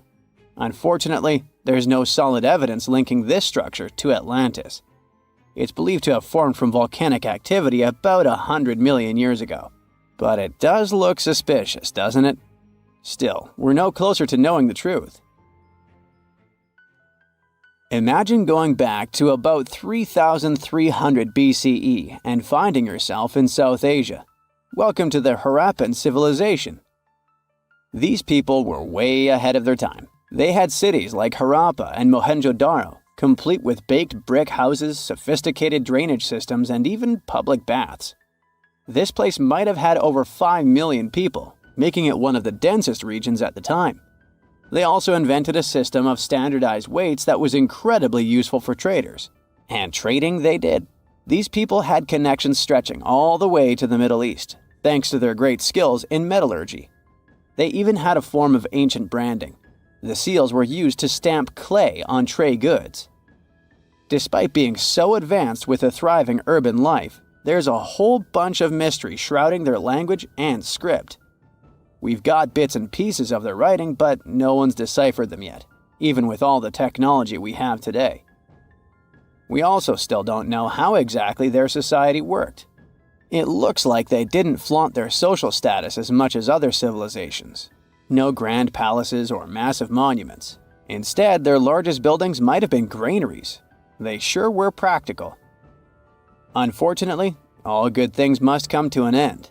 Around 1800 BCE, this bustling civilization started to decline, possibly due to shifts in river patterns. As the environment changed, the Harappans packed up, moving towards more hospitable lands. Ever heard of the Minotaur? The beast with a bull's head and a man's body, hunting the bravest travelers in a massive maze. Well, this wasn't just any old tale. It was one of the most popular dramas of the ancient world. And it was inspired by this place, the island of Crete. The Minoans lived here during the Bronze Age. They had stunning palaces, amazing frescoes, and a culture so rich it still fascinates historians to this day. They built places like Knossos, which was so complex with its multi-story buildings and elaborate hallways that it might have inspired the whole labyrinth myth. Their engineering was so ahead of its time that even their drainage systems were more advanced than what many of us have today. Let me know in the comments which of these stories you find the most fascinating, and thanks for watching. We all grew up believing that Stonehenge is the world's most ancient observatory, but now it has some serious competition for the title. Nabta Playa was built more than 2,000 miles away in southern Egypt, and thousands of years before Stonehenge and even the pyramids of Giza. In 1973, a Bedouin guide stumbled upon a strange group of huge stone formations while crossing the Sahara Desert. He led American archaeologist Fred Wendorf to the site, located about 60 miles from the Nile. Wendorf's friend and colleague claims the team found the stones while stopping for a bathroom break in the desert. Either way, what they found changed history. At first, Wendorf thought the stone structures were just natural formations, but then it hit him. This area was once a lake, meaning no natural rocks should even be there. He kept coming back to the site for decades, and by the early 1990s, his team finally uncovered a circle of stones that seemed to line up with the stars in a way no one could explain. After 7 long years of trying to crack the mystery of the site, Wendorf reached out to an expert in archaeoastronomy. They study how ancient people used the stars. One evening, while the expert sat in the cool desert sand staring at the stones, he realized that they formed a pattern radiating outward from a massive burial mound. One by one, as they dug into the sediment, the buried megaliths started lining up like spokes on a wheel. The team had already used radiocarbon dating to test samples from fire hearths and tamarisk wood roofing found inside the stone circle. Nabta Playa had dozens of standing stones, all a few feet tall. Some of them lined up exactly with the sunrise on special days, and others matched up with bright stars in the sky. Inside the big circle, there were 6 special stones that may have been used for rituals or marking important times of the year. Around them, 29 standing stones might have worked like a simple calendar to help people know when it was time for something important, like the summer solstice, the longest day of the year.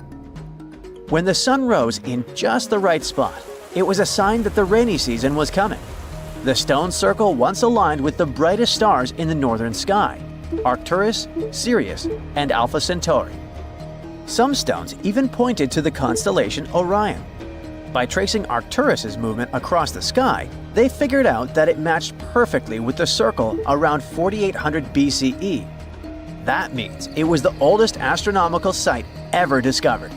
And the people of Nabta Playa may have been watching the stars thousands of years before telescopes were even invented. It looks like it had a huge meaning for people living and traveling through the desert. Over 10,000 years ago, the long, cold, and dry ice age that lasted for tens of thousands of years was finally fading away. Northern Africa got massive monsoons and rains that filled up seasonal lakes. So, parts of the desert turned into short-lived oases. For the nomadic people who roamed this harsh land, these summer rains were everything. Their entire way of life revolved around cattle. When archaeologists opened the central tomb at Nabta Playa, they dug up cattle bones and even a massive rock carved into the shape of a cow. The people who built it used the stars to guide them and find hidden watering holes like Nabta Playa, which likely held water for about 4 months a year, starting with the summer monsoons. But there was no North Star back then, so instead they navigated using bright stars and the way the sky seemed to spin in circles above them. When the lakes were full, the standing stones would be partly submerged, and from the western shore, you would see the reflection of the stars on the dark water. Nabta Playa is way less famous than Stonehenge, perhaps because its stones were buried and the famous site in England was open to visitors for thousands of years. Sadly, when Nabta Playa did become famous, some tourists ruined parts of it by moving stones around, which messed up the ancient star alignments.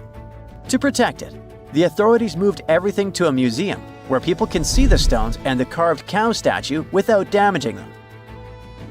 The Egyptian Observatory isn't the only construction similar to Stonehenge. It has versions that were used for different purposes from Germany and France to the US and the Andes in northern Peru. This last one is actually one of the oldest big structures ever built in this region. The circular plaza is made of 2 giant stone walls arranged in a ring. It was likely used for ceremonies and gatherings.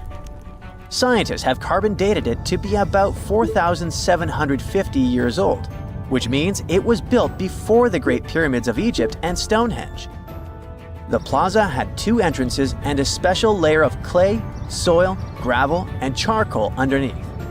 It was carefully planned and built. Archaeologists also found ceramic pieces, quartz crystals, and gemstones at the site, so it was definitely a special place. People visited it for centuries, but at some point it was sealed off, probably because of changing beliefs and traditions. The most recent discovery was the remains of a large timber circle roughly the same age and with parallels to Stonehenge, all the way up in Denmark. This open-air structure was likely part of a special area where prehistoric people from the late Neolithic and early Bronze Age gathered for rituals and ceremonies. The circle was made up of 45 giant wooden posts, forming a huge ring about 100 feet wide. The wood is gone now, but scientists believe tall timbers once stood in the holes and created an impressive wood henge. No one knows exactly what these circles were used for, but archaeologists have found animal bones and food remains at similar sites. So people probably used to gather there for feasts and rituals. In 2024, scientists found 2 ancient stone circles from the Neolithic period in Dartmoor National Park in England. Some archaeologists believe they might form a sacred ark. Many of Dartmoor's stone structures were built in a curved shape on the high ground in the center of the area. A long time ago, Dartmoor was covered in forests, so people may have used the high ground as important markers. One of the newly found circles fits inside this ark, but the other one is outside of it, to the north. This could have been an entrance point into the ark. There's also a raised bank of earth near the stones, which looks similar to other famous Neolithic sites, like the Ring of Brodgar in Scotland and Stonehenge itself. This means the people who built these circles may have visited Stonehenge or been inspired by it. Archaeologists in Oman found ancient stone monuments called tralith, which got the nickname Arabian Stonehenge. They were finished about 2,000 years ago, but no one knows for sure who built them or why. Scientists also found stone hand axes that are incredibly old, between 300,000 and 1.3 million years old, from the time when the first humans left Africa.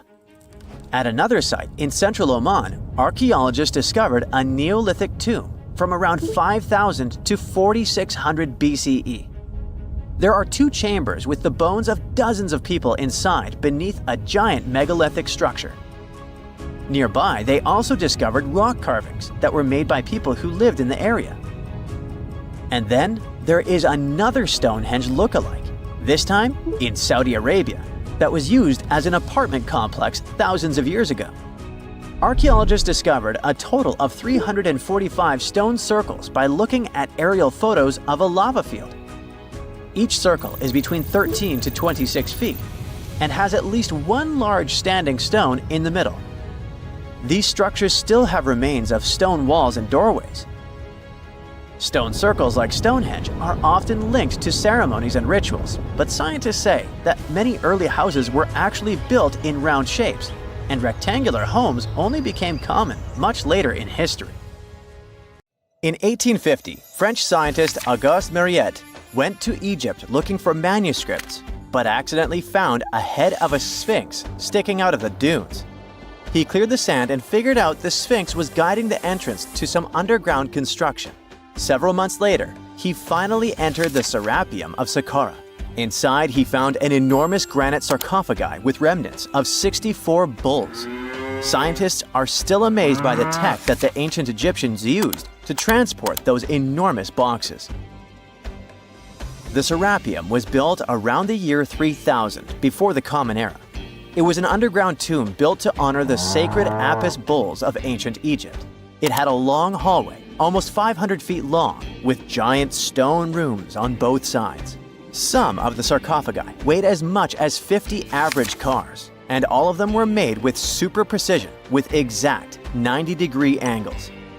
These sarcophagi were beautifully decorated with hieroglyphs and carvings that told stories about the lives and importance of the Apis bulls. Now, there are 24 sarcophagi left. In ancient Egypt, Apis bulls were very special animals connected to the deity Ptah.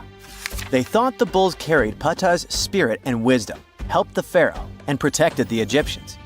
Priests looked for special markings on young bulls to find Apis bulls. It could be a white triangle on its forehead, which symbolized divine light, a shape on its back like a vulture's wing, and a scarab shape under its tongue, which stood for rebirth. If a bull had these signs, they believed it was chosen by Ptah and treated it like royalty. The chosen bulls lived in a special temple in Memphis, the city where they worshipped Ptah. They received the best care and offerings from visitors who wanted their blessings. When an Apis bull passed away, it was treated with great honor and mummified. When Mariette entered the Serapeum, he noticed traces of rollers on the gallery's floor and found 2 wooden horizontal winches. Each had 8 levers. Later, other explorers saw double rails. The burial chambers were lower than the hallway floor. To get the boxes into place, workers filled the chambers with sand so the sarcophagi could be rolled in straight. Then they slowly removed the sand to gently lower the boxes into perfectly cut spaces in the bedrock. A carved stone sign found in the Serapeum said it took 28 days to move just one sarcophagus and its lid into its spot during the time of Ptolemy II. The extreme precision of the sarcophagi with 90-degree angles also has an explanation. Ancient Egyptians wrote texts, or rather, papyrus, on geometry a long time ago. It shows that they knew the approximate number pi and could calculate the volume of a pyramid with its top cut off. If they could figure out complicated math like that back then, it makes sense that they could also carve perfectly flat surfaces 500 years later. All this sounds pretty legit, but some people think certain things don't add up here. The size of boxes is way larger than the size of bulls, yet they buried pharaohs in tiny coffins that barely fit their bodies. The sarcophagi are made out of granite with crazy precision, and they could have just used limestone, which would have made things way easier. The transportation of the boxes seems pretty simple, but only in theory. If one person could pull about 440 pounds, then at least 250 people would be needed to pull just one box. The tunnels in the Serapeum are really narrow, only about 2 feet wider than the boxes themselves. There's no way hundreds of people could have squeezed into those tight spaces to pull the boxes. And even if they did, how would they turn the box in the cramped corridor, lower it into its niche, and place it perfectly in the middle? Somehow they did this 24 times, and every box is centered perfectly. Plus, the chambers were dusty, and there were no signs of soot from lamps. This means they must have worked in almost complete darkness. The real use of the boxes could also be different. A long time ago, even before the Egyptian pharaohs ruled, the local people already knew how to use fermentation. It happens when tiny organisms called yeast eat certain ingredients like starch and turn them into gas and ethanol. So someone in ancient Egypt probably put food like barley, bread, and even meat inside a giant stone box, then closed it tight with a heavy lid. These stone boxes, carved from granite, were so precisely made that they were almost completely sealed, so nothing could escape from it. As the yeast inside the box started working, it created more and more CO2 gas. It built up pressure inside the box. The granite boxes were incredibly strong. They could handle more pressure than a car tire can hold. When granite was squeezed under such pressure, its crystals produced a tiny electric charge. This effect was possible because granite contains quartz, a material that reacts to pressure this way. The process also needed meat or animal parts, possibly to help the yeast grow better. Meat contains something called oleic acid, which yeast needs to keep growing and to survive the bad effects of the ethanol it produces. As the pressure inside the box kept growing, the combination of gases and electricity made these boxes not just ancient fridges, but powerful energy systems. Over time, the pressure inside got so strong that it could push the lid open and the gas would escape with a pop. But when people rediscovered the Serapeum in 1850, they found old drawings that showed piles of stones stacked on top of some of the box lids. So, someone long ago probably tried to make the lids even heavier by adding extra weight to make it harder for the gas pressure to push them open. This extra weight also meant the quartz crystals in the granite could keep creating more electricity under all that pressure. If someone opened one of these stone boxes thousands of years later, they would only find bones from bulls that were placed in the box. And that's exactly what Mariette discovered in the 1850s. They opened the Serapeum for visitors soon after the first excavations in the second half of the 19th century. Prince of Wales even had a luncheon with his guests in one of the sarcophagi. Sands and earthquakes made the site inaccessible for a while, but now you can visit it again and try to solve the mystery yourself. With new tech, we could have answers to many other historical mysteries soon. A team of scientists at Chicago's Field Museum of Natural History recently used a special CT scanner to learn more about ancient Egyptian mummies without unwrapping them. They gently rolled 26 mummies on custom carts out to the parking lot, where the scanner was waiting. It took thousands of detailed X-ray pictures of each mummy and their coffins. When all the pictures were put together, they created 3D images that showed what was inside, the skeletons, and some artifacts. The scientists hope these images will help them understand ancient Egyptian burial practices from over 3,000 years ago. Even though the scanning process only took 4 days, it might take 3 years to study all the data. But scientists were able to learn some personal details about the mummies. One of the most popular mummified individuals at the museum, Lady Chineta, was a woman who lived in ancient Egypt about 3,000 years ago. It looks like she passed away in her late 30s or early 40s. To make sure her body looked complete for the afterlife, embalmers put stuffing in her neck to keep it from collapsing. They also placed artificial eyes in her sockets, so she would have eyes in the next world. She was wrapped in fancy linen and placed in a beautifully decorated coffin. The scans revealed that it had been carefully crafted with a slit at the back, which embalmers used to fit the body. There were also some artistic details on the surface, like markings for her knees.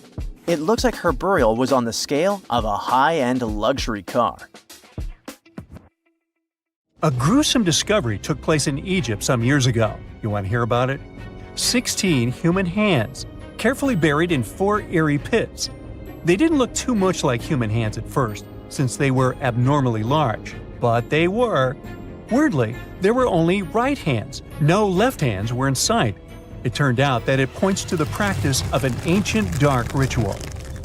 Old Egyptian art and tales talked of a ceremony where warriors would present the right hand of their adversaries as proof of victory and ask for gold in return. Egyptians believed in the afterlife, so cutting off someone's hand meant you cut off their power eternally. Guaranteeing this type of defeat was interesting to the winning party. Here, the fight was between Egyptians versus Hyksos, who lived in what was once known as Canaan. Egypt has always been the center of some history-changing findings, and some time ago, this papyrus was found. If we stretched it open, it would be just a tad bigger than the height of a skyscraper. The world's tiniest skyscraper, which is located in Wichita Falls, Texas. When humans didn't write on their notes app, they wrote on this thing, made from the medulla of a papyrus plant. Around 2,000 years ago, ancient Egyptians wrote something reminiscent of a book where they describe most of their funerary traditions and their visions of the afterlife. It's considered one of the most important texts from ancient Egypt and is still sold in bookstores to this day. This ancient manuscript was unearthed from a chamber located just south of the Pyramid of Djoser, located in Saqqara. Oh yes, Djoser is the oldest pyramid in Egypt and not the Giza pyramids like most people think. So recently, the site of Saqqara buzzed with excited archaeologists who probably found one of Egypt's oldest complete mummies. They believe that this beautiful and well-preserved mummy was that of a wealthy man. He was discovered in a deep shaft, covered in layers of gold leaves. There are many symbols that show he was an important and wealthy man, like the band he wore on his head, the bracelet on his chest, and the fact that he was embalmed with a tunic, which was reserved for Egypt's finest. The most exciting part of the entire discovery was finding the resting place sealed with mortar, just as the ancient Egyptians had left it 4,300 years ago. Now this may sound weird, but back in 2008, archaeologists discovered a missing pyramid. Now it went missing because it deteriorated over the span of 4,000 years. Today, you can only see its base. It was a pretty important site back in ancient times.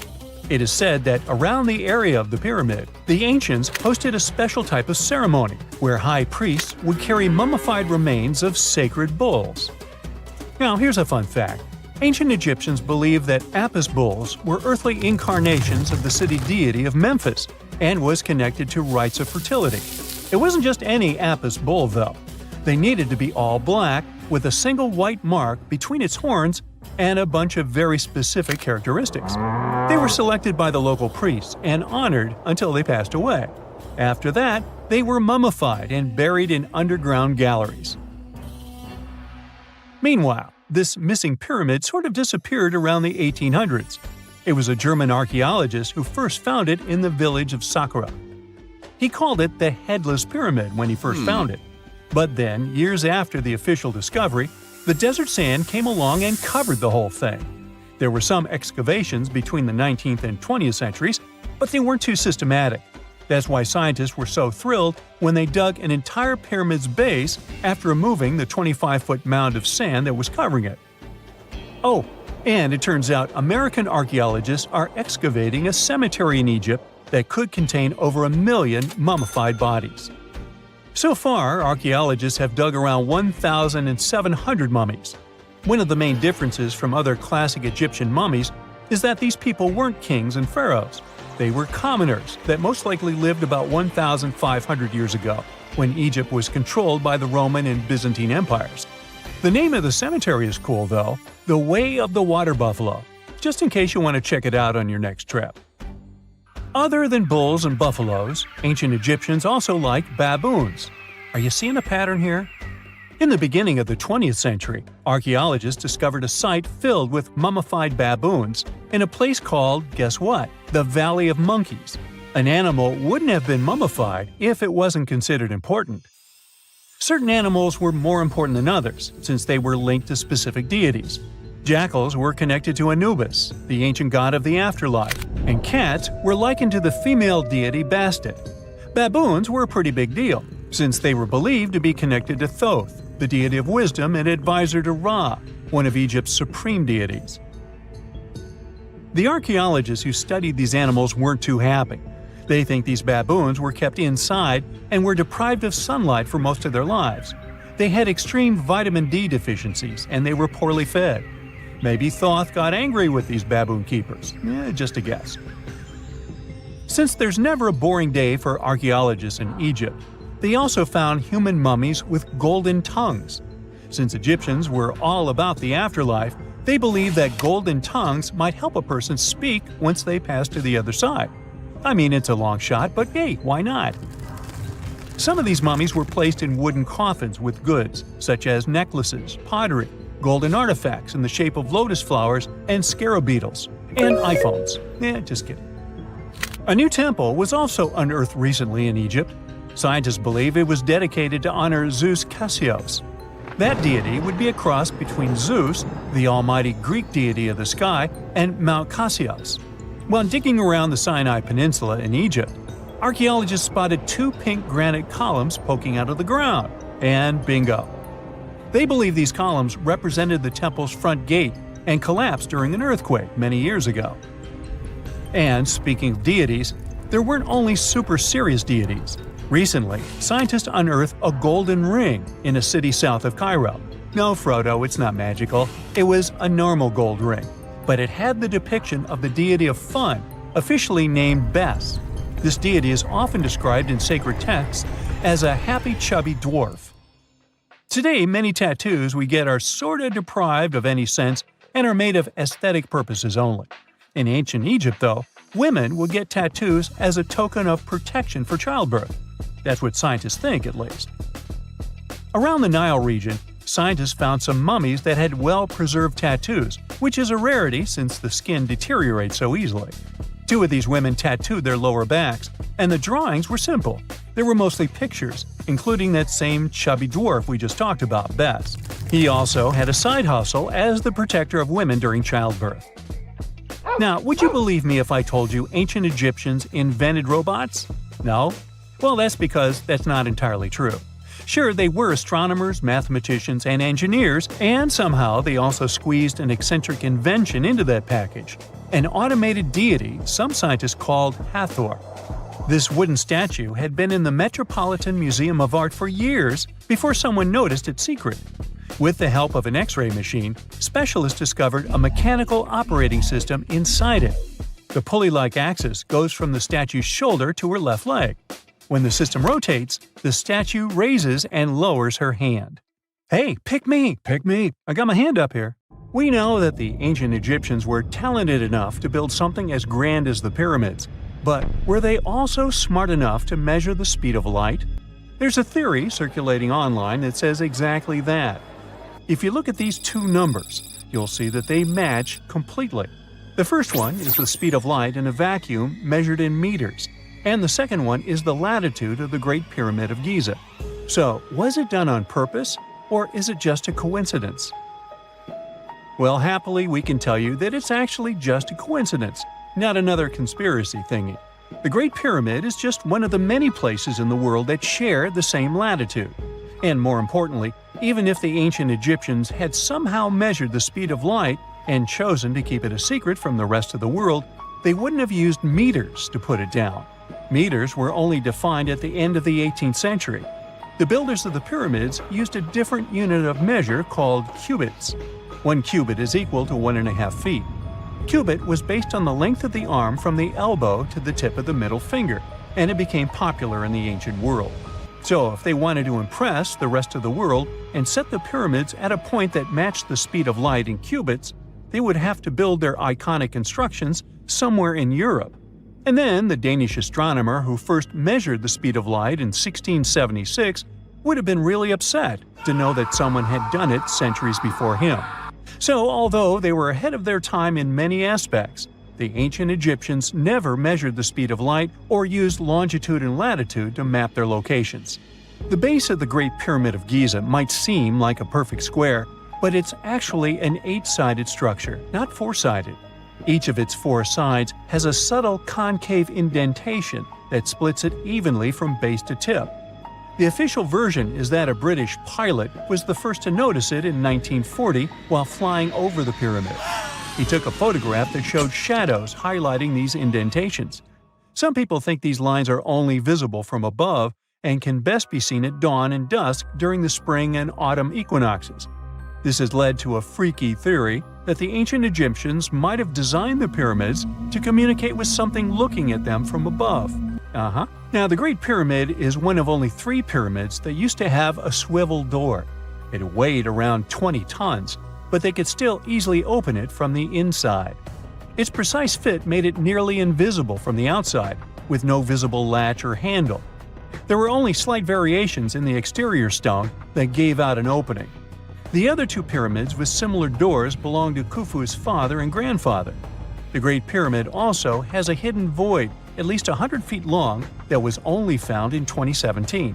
We still don't know what lies within the space, what purpose it served, or if it is the only space of its kind.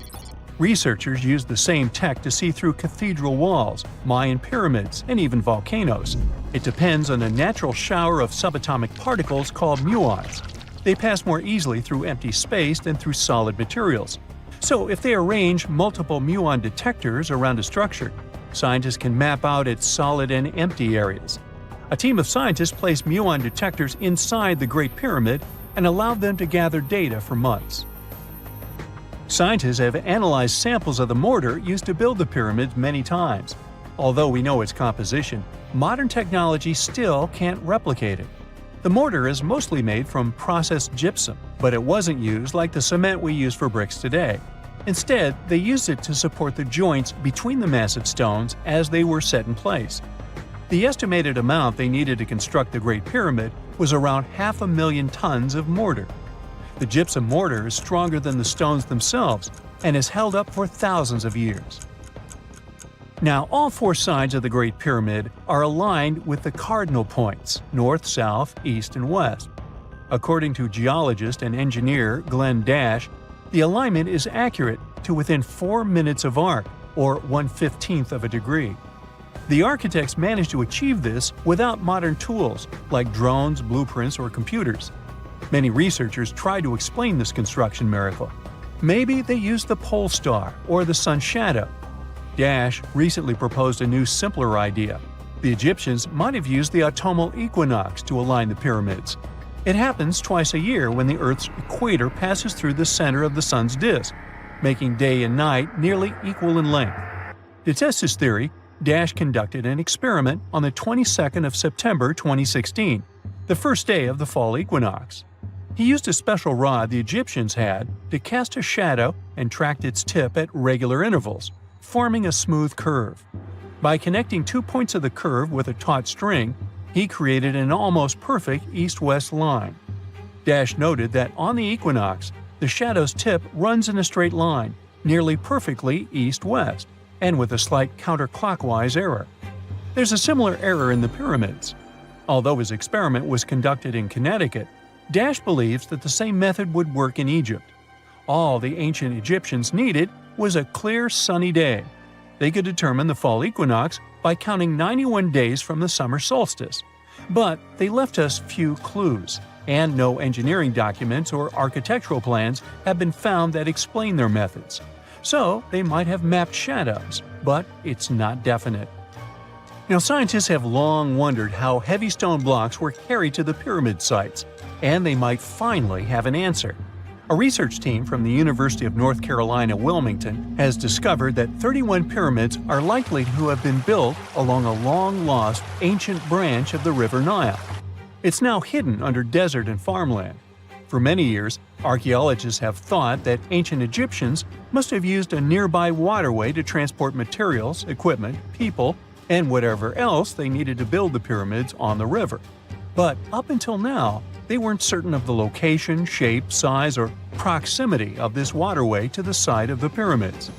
The group of researchers used radar satellite imagery, historical maps, geophysical surveys, and sediment coring to map the river branch. They believe it was buried by a major drought and sandstorms thousands of years ago. The team managed to go below the sand surface and get images of some hidden features thanks to radar technology. They found hidden rivers and ancient structures running at the foothills of where most of the ancient Egyptian pyramids lie. The discovery of this extinct river branch helps explain the high pyramid density between Giza and Lisht, in what is now an inhospitable area of the Sahara Desert. Now, Egypt isn't the only country with the most pyramids in the world. The champion's title here goes to its southern neighbor, Sudan. It has between 200 and 255 pyramids, compared to Egypt's measly 138. They were built by members of the Kingdom of Kush, an ancient civilization that ruled the lands along the Nile River many years ago. They started erecting pyramids around 500 years after the Egyptians had stopped doing it. Their pyramids are much smaller than the Egyptian ones, but were built for the same purposes. Archaeologists are still working to find out how the pyramids in the Sudan were built, how long it took to complete them, and what happened to their society. When you hear the word mummy, you might get a chill down your spine. That's because most of us associate this word with those creepy characters we've seen in some scary movies. But in reality, mummies have helped us understand a lot about ancient civilizations, their rulers, and about how people used to deal with losing their loved ones. The people most famous worldwide for their mummies are the ancient Egyptians. They believed that some sort of existence after passing away was possible, if certain conditions were met. That's why they insisted on preserving the human body through the process of mummification and placing the mummy in a furnished tomb, kind of like giving it a fully functioning apartment of its own. Why did they believe in this? Well, because they were deeply connected to their natural environment for the most part. They saw the natural cycles around them, like how the sun rose every day, followed by the moon, or how new life was always sprouting from plants, even after they had wilted away. They also believed that the powerful spirit Osiris, who represented the cycle of passing away and resurrection, played a role in this process. To prepare for the afterlife, the ancient Egyptians followed certain rituals, like mummification, which involved using materials like honey, resins, and incense to preserve the body. There's no other mummy more popular than that of King Tut. He was a young pharaoh who ruled over 3,000 years ago in Egypt. The problem with discovering ancient royal tombs is that most of such burial sites were previously robbed. People knew ancient rulers had been left with many valuable belongings, so those locations became vulnerable to thieves. When King Tut's tomb was opened in 1922, people were excited because it had not been robbed, like many other previously discovered royal tombs. That's how well hidden it was. Inside, his mummy was encapsulated in a total of 3 coffins, including one made of gold. The objects found in his tomb showed us what ancient Egypt was like, and studying his mummy also helped us learn about the culture and practices popular at the time when he passed away. We also learned about his family by looking at his DNA. Scientists were able to discover that he had had a disease called malaria and a problem with his foot that might have made it hard for him to walk. Ramses II was another pharaoh in Egypt who ruled for 68 years, which was quite a lot back in the day. He was known for his expansion campaigns and building projects. Many objects from his time as a ruler still exist today, including a large statue of him. Ramses II was about 6 feet tall and lived to be about 90 years old. After looking at his mummy, scientists concluded that he may have had a medical condition that affected his spine. Now, remember those thieves I mentioned before? They are probably the reason why Ramses II ended up in a plain coffin in a secret collection of royal mummies at Deir al-Bahari, which was rediscovered in 1881. Thankfully, archaeologists were able to identify him because his journeys had been recorded on his wrappings. The process was really tedious too. In fact, in ancient Egypt, the mummification process could take a staggering 70 days to complete. A special person would say a very specific speech while delicately handling the body and drying it out using a type of salt called natron. They also used linen and resin to make the body look more lifelike and to wrap it in cloth. The tomb was equally as important for ancient Egyptians. The walls of King Tut's tomb, for example, were adorned with intricate artwork that depicted his journey to the afterlife, from his burial procession to his passage through the underworld. The ancient Egyptians believed that everyone made this journey after passing away, and they filled their tombs with items and paintings to help the person in their spiritual travels. Additionally, the walls of the tomb were decorated with spells from a special book, which contained a collection of poems that the Egyptians believed would help people reach the afterlife. And speaking of how important this journey was, people also placed food in these ancient tombs. In King Tut's tomb, archaeologists discovered 36 jars of vintage beverages and 8 baskets of fruit, which were believed to be left there to help him in his journey to the afterlife. The Egyptians believed that traveling to the afterlife took a really long time, so they left a lot of supplies, such as food and water, to sustain their loved ones. Pharaohs also generally had numerous luxurious garments and beautiful jewelry in their tombs to ensure that they would have a fashionable journey.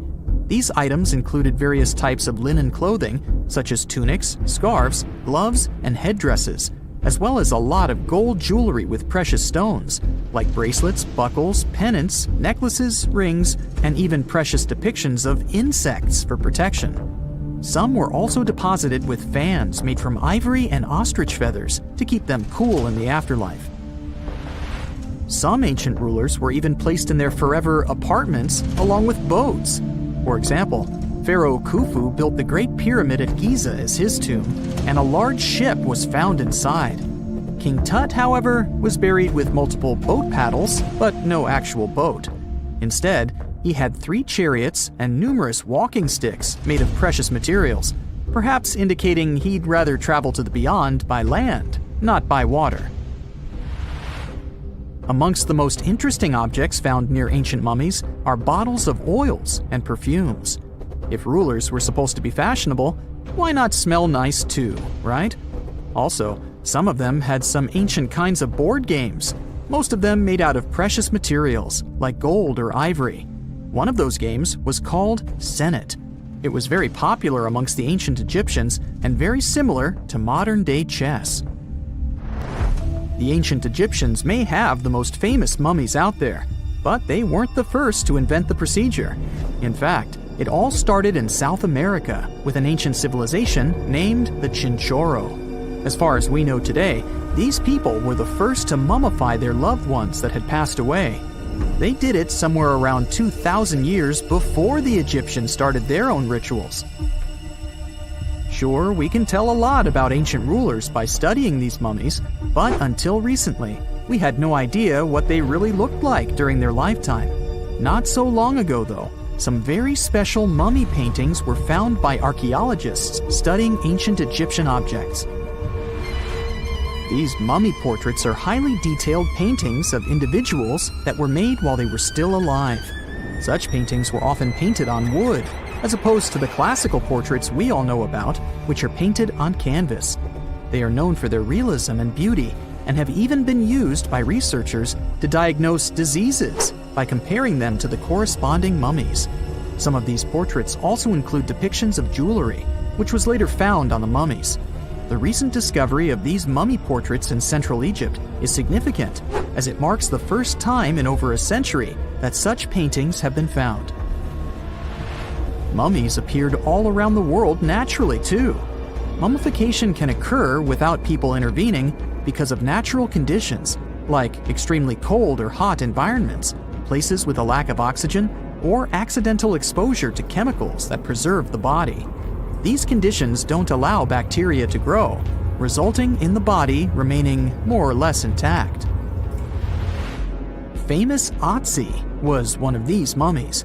We know today he was a man who lived around 5,000 years ago in Europe. But upon his discovery in the Alps in 1991, Austrian authorities initially believed that he was a modern mountaineer because of how well preserved the body was. However, after the Iceman was removed from the glacier, it was determined that he was actually from the Copper Age. If there's a question that still baffles archaeologists to this day, it's this one. How did the ancient Egyptians build those magnificent pyramids? As far as we know today, their resources were quite limited, especially in terms of tools and building materials. We still don't have a fully satisfying answer, but hey, we've got some pretty amazing theories worth considering. The leading contender among these theories involves the clever Egyptians employing a sneaky strategy. Now picture this. They constructed a slanted and curving mound made of bricks, earth, and sand encircling the pyramid to be. As the pyramid grew taller and taller, they simply increased the height and length of this wacky structure. It's like they were playing an ancient game of Jenga. Now, how did they get those massive stone blocks up there? Well, according to the legendary ancient Greek historian Herodotus, they used sleds, rollers, and levers. It sounds like they turned construction into a supersized game of tug-of-war. And guess what? Herodotus also claimed that the Great Pyramid, the one from Giza, the granddaddy of them all, took a whopping 20 years to build. There's more. Herodotus also dropped a mind-boggling number on us. 100,000 men were supposedly involved in this pyramid extravaganza. Did they hire the entire Egyptian population? Well, it might not be as far-fetched as it sounds. These men were probably mostly farmers, so they probably focused on the pyramids when there wasn't much work to be done in the fields. Like during the flood season of the Nile River. Obviously, specialists in the archaeological community had something to add to this theory. By the late 20th century, they discovered some evidence that suggests the workforce might have been smaller and more permanent than previously thought. Instead of a massive army of 100,000 pyramid builders, they proposed that a modest crew of around 20,000 workers, accompanied by support personnel like bakers, physicians, and even spiritual leaders, could have gotten the job done.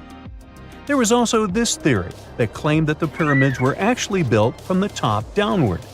It suggested that these colossal structures were nothing more than isolated hills used as quarries.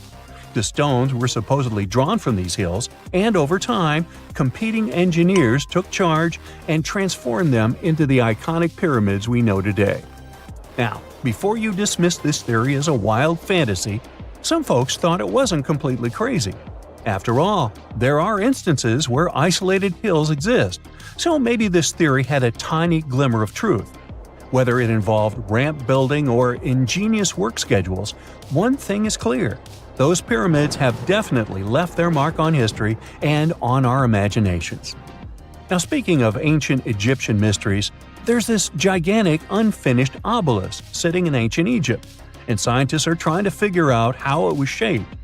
Now, some people suggest that our industrious ancestors used handheld pounders to get the job done. One expert has a different take on the matter, though. He argues that if we take a closer look at the pattern left behind by the shaping tool, we'll notice something peculiar. The walls of the trenches surrounding the obelisk display a neat and even pattern, which is pretty unlikely if they were pounded away by mere mortal hands. According to this expert, those horizontal striations are usually the result of a tool that takes breaks while removing material, leaving its mark on the surface. But wait, there's more. Imagine the tool being rocked back and forth against the trench walls, clearing away the waste to keep the trench from narrowing. Well, in that case, the tool might have left some funky horizontal striations where it was pressed against the sidewall. This sounds like some fancy technology at play, don't you think? And guess what? The dynastic Egyptians probably didn't have access to that kind of know-how. Another famous Egyptologist from way back also uncovered a bunch of core drills during his adventures. Although the actual drill bits are missing, his collection houses these particular core remnants made of limestone, alabaster, and even granite. These constructions aren't the only amazing thing the ancient Egyptians left behind, though. As it turns out, the Egyptians were the genius minds behind the creation of the handheld mirror. Yeah, that little mirror you use every day to check yourself out. But here's the twist. These mirrors are like pieces of art. They were decorated with inscriptions and figures. But that's not all. The Egyptians had a serious concern with their appearance. They knew the importance of personal hygiene and looking fabulous. So, in their quest for pearly whites, they invented toothbrushes and toothpaste. Dental problems were pretty common back then, and their smiles weren't exactly all white. Dentistry wasn't their strongest suit, you see. Maybe their minds were distracted by all that pyramid building. So that doesn't mean those ancient toothpaste recipes weren't amazing. One delightful concoction included rock salt, mint, dried iris petals, and pepper. Some brave dentists in the 21st century tried it out, and it worked pretty well. Ground-up ash was also used in another recipe to create a tooth cleansing paste. Mint was missing, so that didn't do much for their breath. That's when the genius Egyptians came up with the world's first breath mints. They made tablets from heated spices like cinnamon, and they mixed it with honey. Now, let's shift gears to home decor, Egyptian style. They surely took ornamentation to the next level. While the concept of decorating furniture started in Mesopotamia, the Egyptians cranked it up a notch. They went all out with different colors of ink and even developed various weights of paper. Oh, and let's not forget about those cute little area rugs we all have in our homes today. Guess who came up with the idea? Yep, the Egyptians. They used the versatile papyrus plant to make those cozy rugs. And speaking of trends, the Egyptians loved their knickknacks. They had an assortment of small figurines in the shapes of cats, dogs, and people. These statues were made from various materials, like simple sun-dried mud to the ultimate bling of gold. It all depended on how loaded you were. The Egyptians were also all about farming, and they knew that clean water was crucial for their crops and animals. That's why they came up with some nifty inventions and techniques to make sure their land was fertile and their plants were happy. First off, they had the genius idea of using ox-drawn plows. They had two types of plows, heavy and light. The heavy plow would strut its stuff, cutting deep furrows in the soil, while the lighter plow followed behind, fluffing up the earth. But they didn't stop there. After plowing, the Egyptians would break up clumps of soil and sow the rows with seeds. To give those seeds a good old squish into the furrows, they'd march their livestock across the field, effectively closing up the furrows. But hey, all that hard work would be pointless if their seeds were as dry as the Sahara. That's where irrigation comes into play. The Egyptians were so good at it that other cultures, like the Greeks and Romans, couldn't help but copy their techniques. Now let's switch gears and talk about the marvelous architecture of ancient Egypt. These folks weren't just skilled farmers, they were also architectural maestros. They built these fancy canals to carry water to farms and villages, and boy, did they know how to make those canals look pretty. Just imagine strolling along a canal lined with ornate structures. The pharaoh Ramesses the Great was quite the overachiever when it came to construction. One of his mind-blowing creations was the construction located at Abu Simbel. This building was designed so that twice a year, the sun would shine directly into it and illuminate the statues of Ramesses. And let's not forget about the corbelled arch. Without this architectural gem, we'd be missing out on some mind-boggling structures like the Great Pyramid. The Egyptians knew how to make things stand tall and proud, thanks to their engineering and construction wizardry. They built grand halls and inner sanctums that make your jaw drop, and some of these temples doubled as astronomical observatories. There are mysterious plasma bubbles floating around the pyramids of Giza. As bizarre as that might sound, let's get one thing clear right off the bat. There's nothing extraterrestrial going on here. Plasma bubbles are those weather anomalies that form in a layer of Earth's atmosphere called the ionosphere. This is an invisible layer surrounding our planet that stretches roughly from 50 to 400 miles above Earth's surface, right at the edge of space. In this layer, the sun, being the giant hot power that it is, basically cooks gases, splitting them into electrically charged particles called plasma. Here's where it gets interesting. At night, especially near the equator, these charged particles get disturbed, and when a bunch of them suddenly vanish at the same time, it forms what we call a plasma bubble. Imagine it like a big empty pocket where the plasma is missing or its quantity is lowered. But it's only considered a plasma bubble if this phenomenon occurs on a large scale, typically around 62 miles in size. If you're already packing your suitcase for Egypt and have put binoculars to look at the tips of the pyramids, I'm sorry to say that we can't see these plasma bubbles with the unaided eye. It's all happening way above our heads, completely invisible to us. Scientists need to use special equipment, like the Latitude Long-Range Ionosphere Radar, or LARID, to detect these bubbles. This advanced technology helps researchers track and observe the movement and formation of plasma bubbles in real time. This formation, by the way, can be triggered by solar storms. That brings us to November 2023, when an impressive solar storm occurred. On a scale from 1 to 5, this one was classified as a G3, which is considered a strong event. Solar storms occur when sunspots are basically cooler, darker areas on the sun's surface, release bursts of energy into space. These flares triggered several geomagnetic storms on Earth. While this might sound like doomsday stuff, it didn't disrupt our daily lives too much. In fact, it was great news for skywatchers, since the solar storm created stunning auroras, with the northern lights visible as far south as Greece and Turkey. But this particular storm in 2023 also had another interesting consequence. It caused the largest plasma bubble ever recorded by the Chinese radar. This phenomenon was so massive that it covered regions as far apart as the Egyptian pyramids and the Midway Islands in the Pacific Ocean. Now that's a huge distance, and it is a big deal for science. And that's because plasma bubbles are a growing threat to modern technology.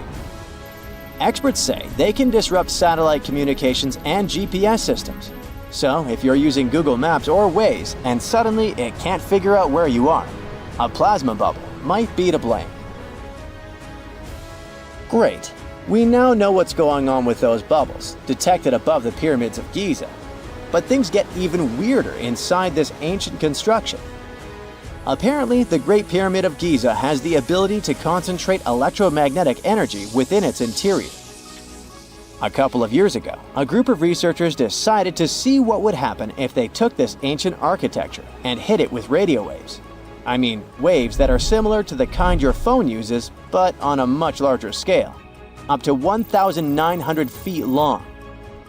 But since they couldn't just start blasting radio waves at the actual pyramid, they did the next best thing: computer modeling. Using these simulations, the researchers discovered something incredible. The Great Pyramid can actually concentrate electromagnetic energy within its internal chambers, as well as underneath its base, where an unfinished chamber is located. By concentrate, I mean something like trap it. For example, when you shout into a cave, you hear your voice echo back, right? The sound waves don't just disappear, they bounce around and get focused. Similarly, when radio waves hit the pyramid, they don't just pass through or around it. Instead, they get absorbed, bounce around, and focus inside and underneath the pyramid. Our list of mysterious phenomena surrounding the Egyptian pyramids doesn't end there. Inside the pyramid, there's a long, narrow passage that leads to what's known as the King's Chamber. This room sits at the center of the pyramid, and it's believed to have been the final resting place of Pharaoh Khufu, the ancient Egyptian leader who commissioned the entire thing over 4,000 years ago. When visitors step into the King's Chamber, two things normally strike them: the room's incredible acoustics and its heavy, imposing structure, which is entirely lined with red granite. Recently, scientists have started to connect these two facts. Some researchers now believe that the King's Chamber might be able to catch or pick up sound energy generated from other parts of the pyramid. In other words, this room might have been designed to amplify sound in a way that no other chamber in the pyramid can. To test this theory, researchers conducted an experiment where they sang in the Queen's Chamber, which is located directly below the King's Chamber. Here's where it gets wild. The music couldn't be heard in the lower underground rooms of the pyramid, but it sounded loud and clear in the King's Chamber. One possible explanation for this is the type of stone used in the King's Chamber: pink granite. Granite is known for its piezoelectric properties, meaning it can absorb energy from its surroundings, like sound vibrations, and convert it into electrical energy. This suggests that the chamber's unique acoustics might be due to more than just the shape of the room. It could be that the granite itself plays a role in amplifying and concentrating sound waves. According to scientists, these discoveries open up a whole new field of research into the pyramid's potential. Could the ancient pyramids have somehow harnessed the energy created by sound waves, or even Earth's natural vibrations? It might sound far-fetched, but considering the granite's piezoelectric properties are well documented in modern science, it's not entirely impossible. Who knows? Maybe we've only just scratched the surface of what the pyramids were truly capable of. Speaking of just scratching the surface, there's even more to think about, like how the pyramids ended up in such a perfect location. It seems the builders lined up the Great Pyramid with the cardinal points, meaning its sides are almost perfectly aligned with the four main directions: north, south, east, and west. There are many theories about how they did it, but one study suggests that Egyptians might have used the fall equinox to achieve this perfect alignment. During the equinox, the sun rises and sets directly in the east and west. It probably made it easier for builders to use the sun's position as a guide. By watching the sun during this time, they could make sure the pyramids were positioned just right.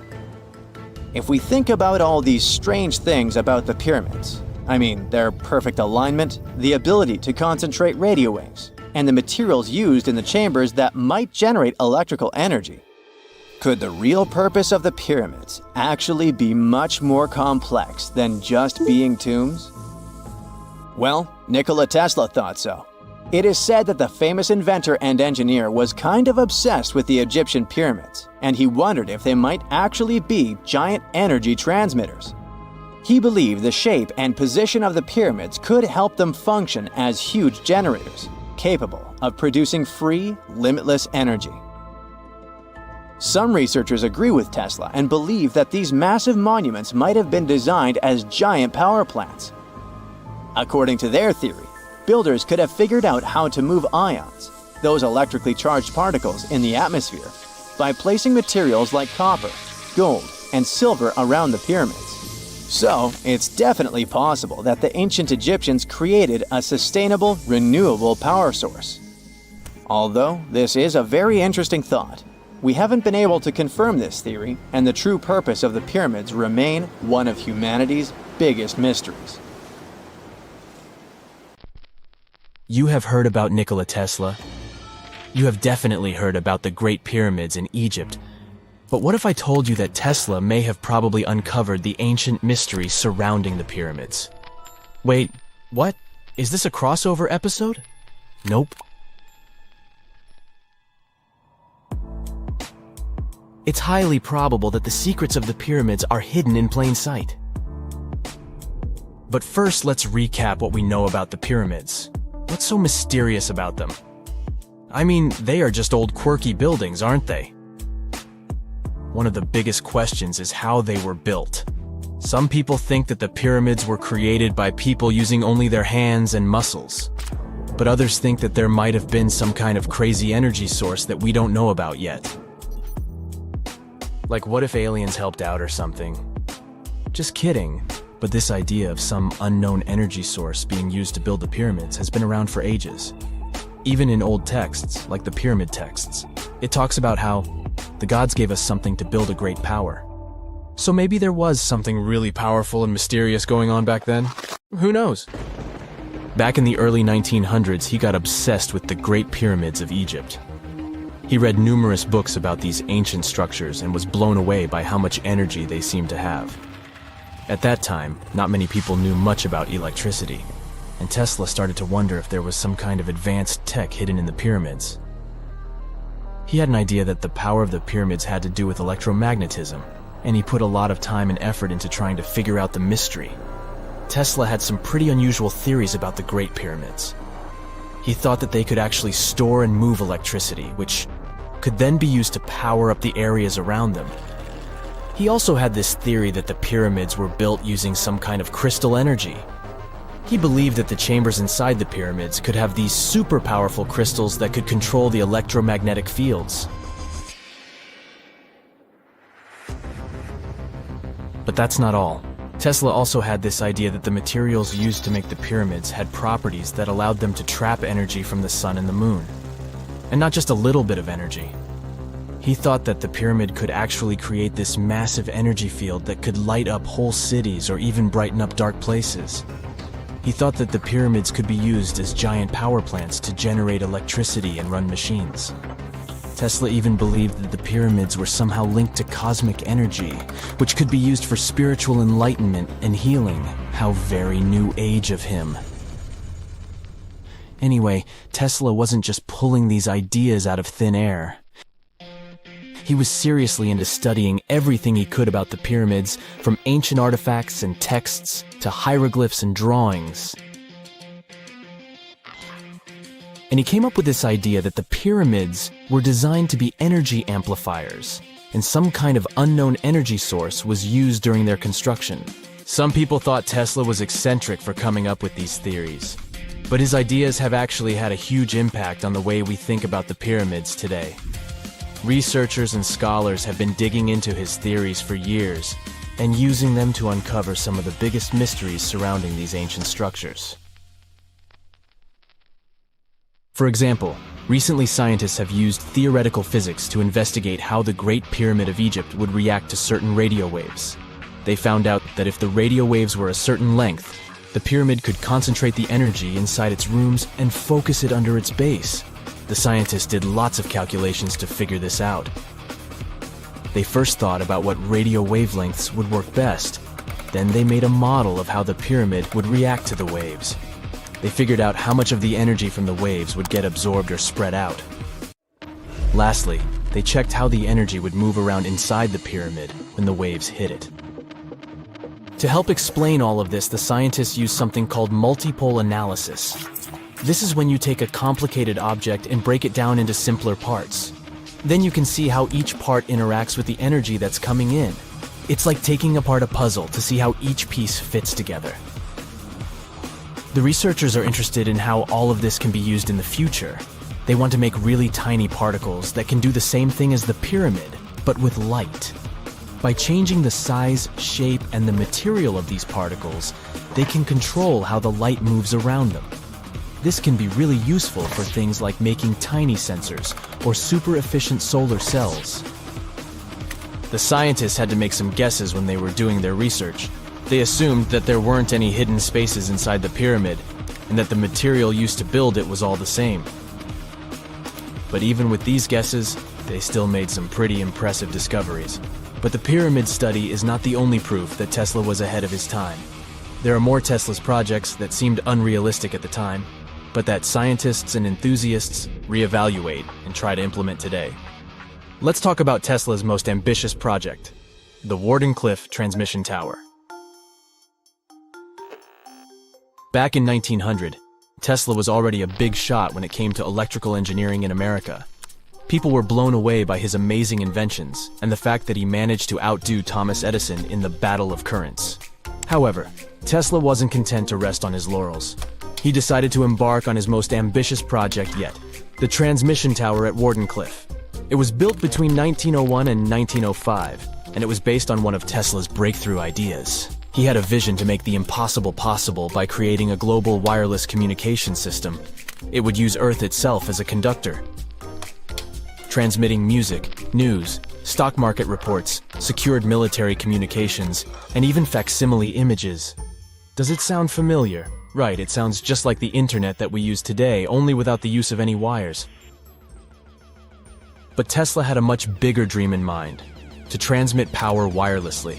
He already proved that high-frequency signals could be sent without any wires using his Tesla coil transformers, and this sparked his obsession with wireless energy transmission. His vision was to not only transform the way we communicate, but also to find a way to transfer power currents globally by tapping into the Earth's natural energy. Tesla believed that there was an abundance of free energy all around us that could be used for humanity's benefit. In 1899, he conducted some top-secret experiments and got convinced that it was possible to transmit electrical power through the Earth's upper atmosphere. This is actually how the Wardenclyffe Tower was created. It was supposed to be the prototype station for a network of towers all over the globe that would provide the whole world with wireless energy. Unfortunately, Tesla didn't have the resources or the patience of his investors to bring this project to fruition. It ran into all sorts of financial problems and roadblocks, and in 1917, the unfinished tower was finally torn down for scrap metal to pay off Tesla's mounting debts. Now it remains a sad reminder that even the greatest minds can sometimes fall short of their dreams. The original red brick laboratory, however, is still there, and it is the only Tesla lab that has survived. Fun fact, in 2017, a film crew made a crazy discovery. They used ground-penetrating radar to explore the area around Wardenclyffe, and they found a whole series of tunnels stretching for hundreds of feet underneath the site. Nobody knows exactly what these tunnels were used for, but people have been speculating for years that they were part of Tesla's grand plan. Wardenclyffe, of course, is a major landmark for Tesla enthusiasts from all over the world. Who knows? Maybe someone will finally crack the mystery of the tunnels one day. But even if they don't, the legacy of Tesla and his amazing ideas lives on.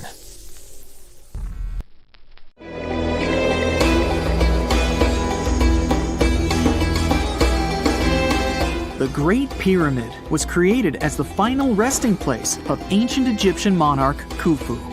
According to legend, French leader Napoleon entered the Great Pyramid and came back out looking shaken and super pale. He never revealed what he saw inside, but whatever it was is said to have affected him for the rest of his life. When Napoleon entered the pyramid, he would have walked through a super tight and ascending passageway. He'd then go through another passageway, known as the Great Chamber. This corridor would have been much taller than the previous one, and would have cobbles too. He'd then reach the King's Chamber, the centerpiece of the Great Pyramid, which was lined with huge blocks of granite. But it wouldn't have looked as grand as we might imagine. There are no hieroglyphics decorating its walls, as Egyptians only began decorating the burial chambers of pyramids much later on. The pharaoh's tombs deep inside the pyramid would have also been filled with treasures, from chunks of gold to the world's most expensive jewelry. But this would have all been looted a long time ago. The only thing that probably would have been left in there would have been a huge sarcophagus, which would have once contained the king's mummy. He'd also have to walk past the queen's chamber. This room most likely didn't hold any queens though, as pyramids were usually only built for one person. There are mysterious tunnels leading from here. To this day, no one is really sure what they're there for. And that's not the only mysterious and creepy thing Napoleon may have encountered, as stories of pharaohs leaving ancient curses on pyramids go way back. Many pyramids had warnings written on the outside, telling of horrifying things that would happen to those who entered and disturbed the peace. We might not know what exactly Napoleon found in the Great Pyramid that scared him so much, but we know for sure what was found in Tutankhamun's tomb. Tutankhamun was an ancient Egyptian pharaoh who was only 8 or 9 years old when he took to the throne. He became a cultural phenomenon when his tomb was discovered almost completely intact in 1922. His pyramid sits in the Valley of Kings in Thebes, modern Luxor, which is in Egypt. Unlike the Great Pyramid, Tutankhamun's tomb was covered in beautiful wall decorations. The walls told the story of how he would travel to the afterlife through the underworld. Egyptians believed all people would have to take this journey, so they would fill their tombs with objects and paintings to help them get there. There'd also be spells painted on the walls. They believed this would help people pass over to the next realm. The journey would be pretty long, and for that reason, the ancient Egyptians would also fill the pyramids with food. Tutankhamun's pyramid was filled with 8 fruit baskets. They even found something called gingerbread fruit in there. The rooms were jam-packed with furniture, statues, clothes, and staffs, amongst a whole bunch of other things. You'd likely find a lot of clothes and expensive jewelry in the pyramids as well. The ancient Egyptians wanted their ancestors to travel in style to the afterlife. They put Tutankhamun in his final resting place with over 50 pieces of clothing, all of the highest quality. There were tunics, scarves, gloves, and headdresses, and a ton of jewelry. Bracelets, pendants, necklaces, rings, and scarabs for protection were all found inside. Each of them was made of gold or precious stones. There were also fans made of ostrich feathers to keep the old pharaoh cool in the hot Egyptian sun. But the temperature inside the pyramids never actually went above 68 degrees Fahrenheit. The ancient Egyptians developed a super cool air conditioning system that we don't fully understand even today. Tutankhamun's pyramid also contained 130 walking sticks made from ebony, ivory, silver, and gold to help him on his journey. There were 3 chariots hidden away in case he got tired of all the walking. They also put 11 boat paddles inside, but there was no sign of any boat. The pyramids would be littered with the pharaoh's favorite scents and perfumes. During the excavation of Tutankhamun's pyramid, it quickly became clear that it had been robbed during ancient times. There was damage to doors and traces of oils left in empty jars. It looks like someone raided the pyramid for gold and the scents, perfumes, and oils that had been left for King Tut. There was still a bit of perfume, which was made from coconut oil and frankincense, left in one bottle. It seems like Pharaoh Tutankhamun loved board games. There was an ivory traveling set of senet in his pyramid. Although we don't know for sure exactly how to play it, we have figured out it was sort of an ancient Egyptian version of backgammon. It looks like it was a 2-player game where the goal was to knock your opponent off the board. Not really sure who Tutankhamun's mummy was supposed to play with, though. The ancient Egyptians had some rituals that may seem pretty strange to us. For example, they used to shave their eyebrows off if they ever lost a cat. So it's not too surprising they put some really weird things inside pyramids. Archaeologists discovered a collection of mummified cats and scarab beetles in pyramids that date back more than 4,000 years. They were found in the pyramids of Saqqara, which is south of Cairo. They also found a bunch of makeup kits and mirrors inside. Makeup was worn proudly by both men and women in ancient Egyptian times. Eyeliner was the most popular cosmetic. The Rosetta Stone was one of the best discoveries ever made in pyramids. It was found by our man Napoleon Bonaparte and his team. It's a black granite rock that dates back to 196 BCE. It's transcribed in Greek, Demotic, and hieroglyphic.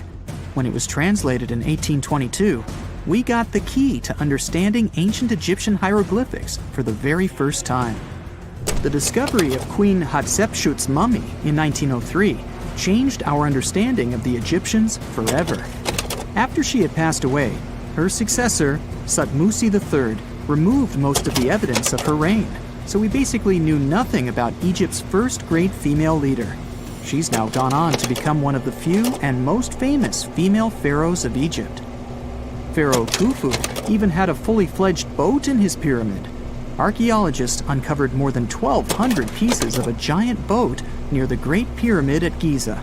They reassembled the boat, and it's a whopping 144 feet long. It's most likely a solar boat, which was designed to carry the resurrected king with the deity Ra. Fun fact, the Pyramid of Giza is the last remaining of the 7 wonders of the ancient world.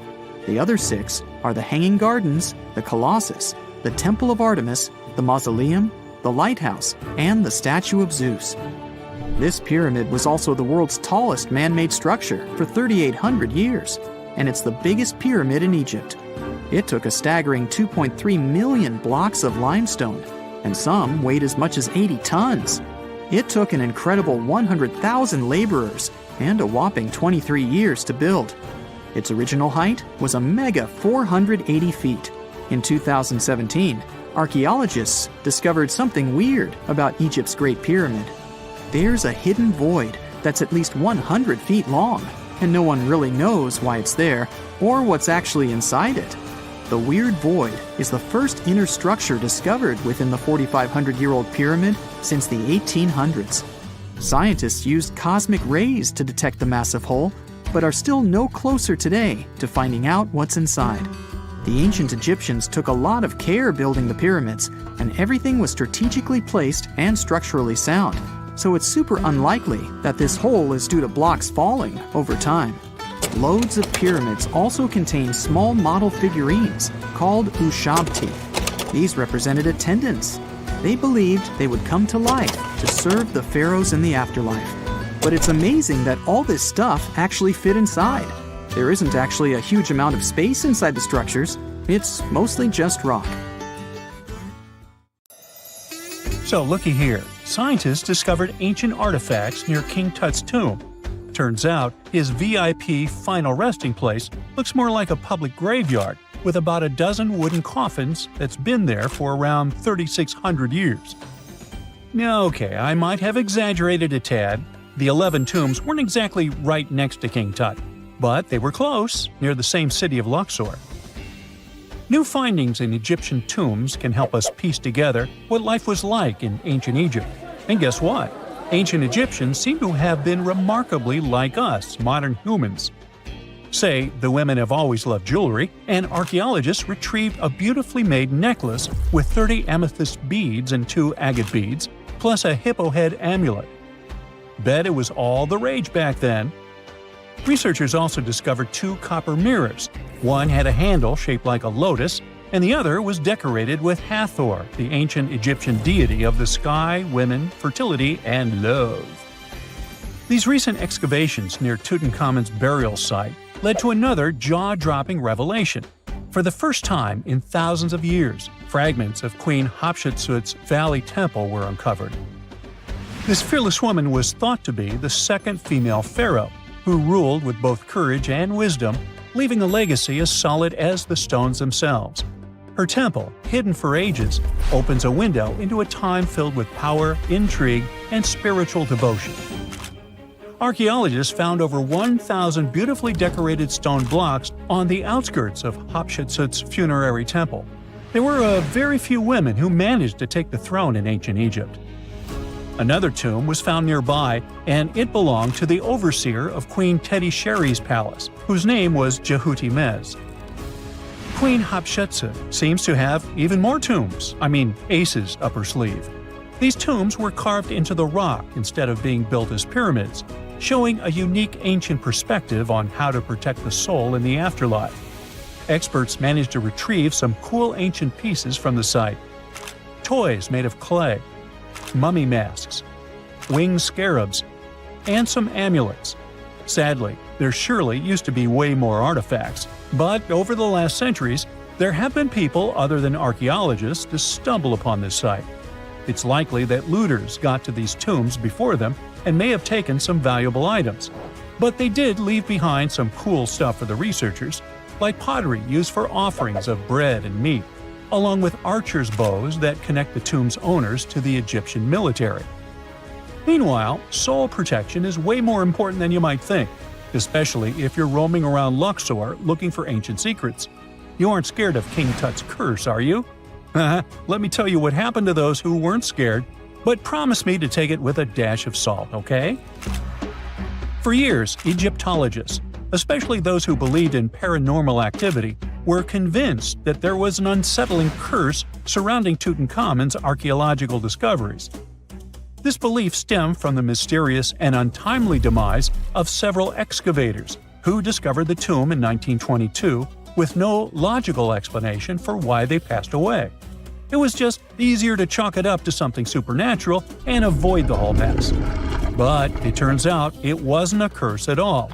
It was likely the radiation that caused those excavators to perish. Now, you might wonder where the radiation came from. After all, while radioactivity was discovered in the 19th century, ancient Egyptians, despite their impressive pyramids, didn't have any radium lying around to make Tut's tomb glow like crazy. So, what could be the real story? It might have been toxic waste behind it all. Toxic levels of radiation from uranium and hazardous waste have been lurking inside the tomb since it was sealed over 3,000 years ago. The burial chamber of Tutankhamun's tomb reportedly has such high radiation levels that anyone who steps inside could easily end up with a fatal dose of radiation sickness or an incurable condition.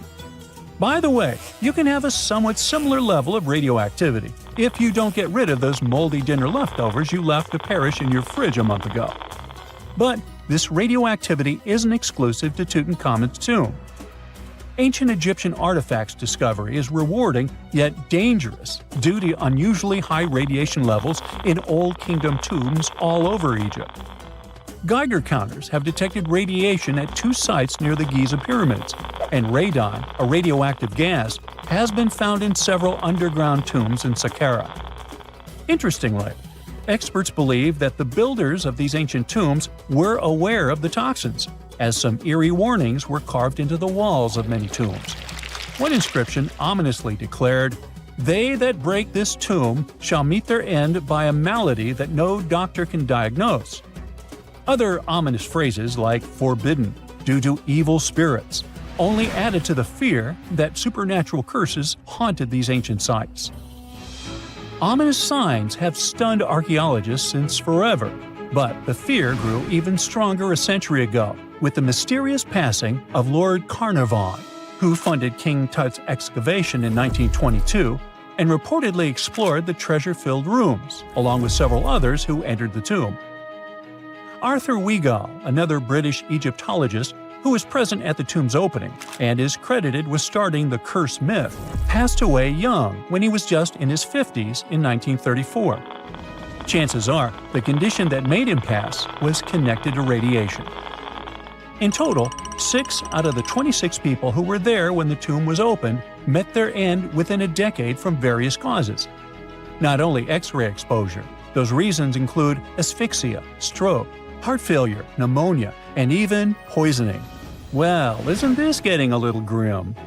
There was one guy who opened the tomb and somehow managed to avoid the infamous curse, Howard Carter, or so it seemed.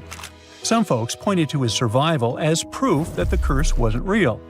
After digging up the tomb, Carter published several books on the topic and shifted gears from archaeology to dealing in antiquities for various museums.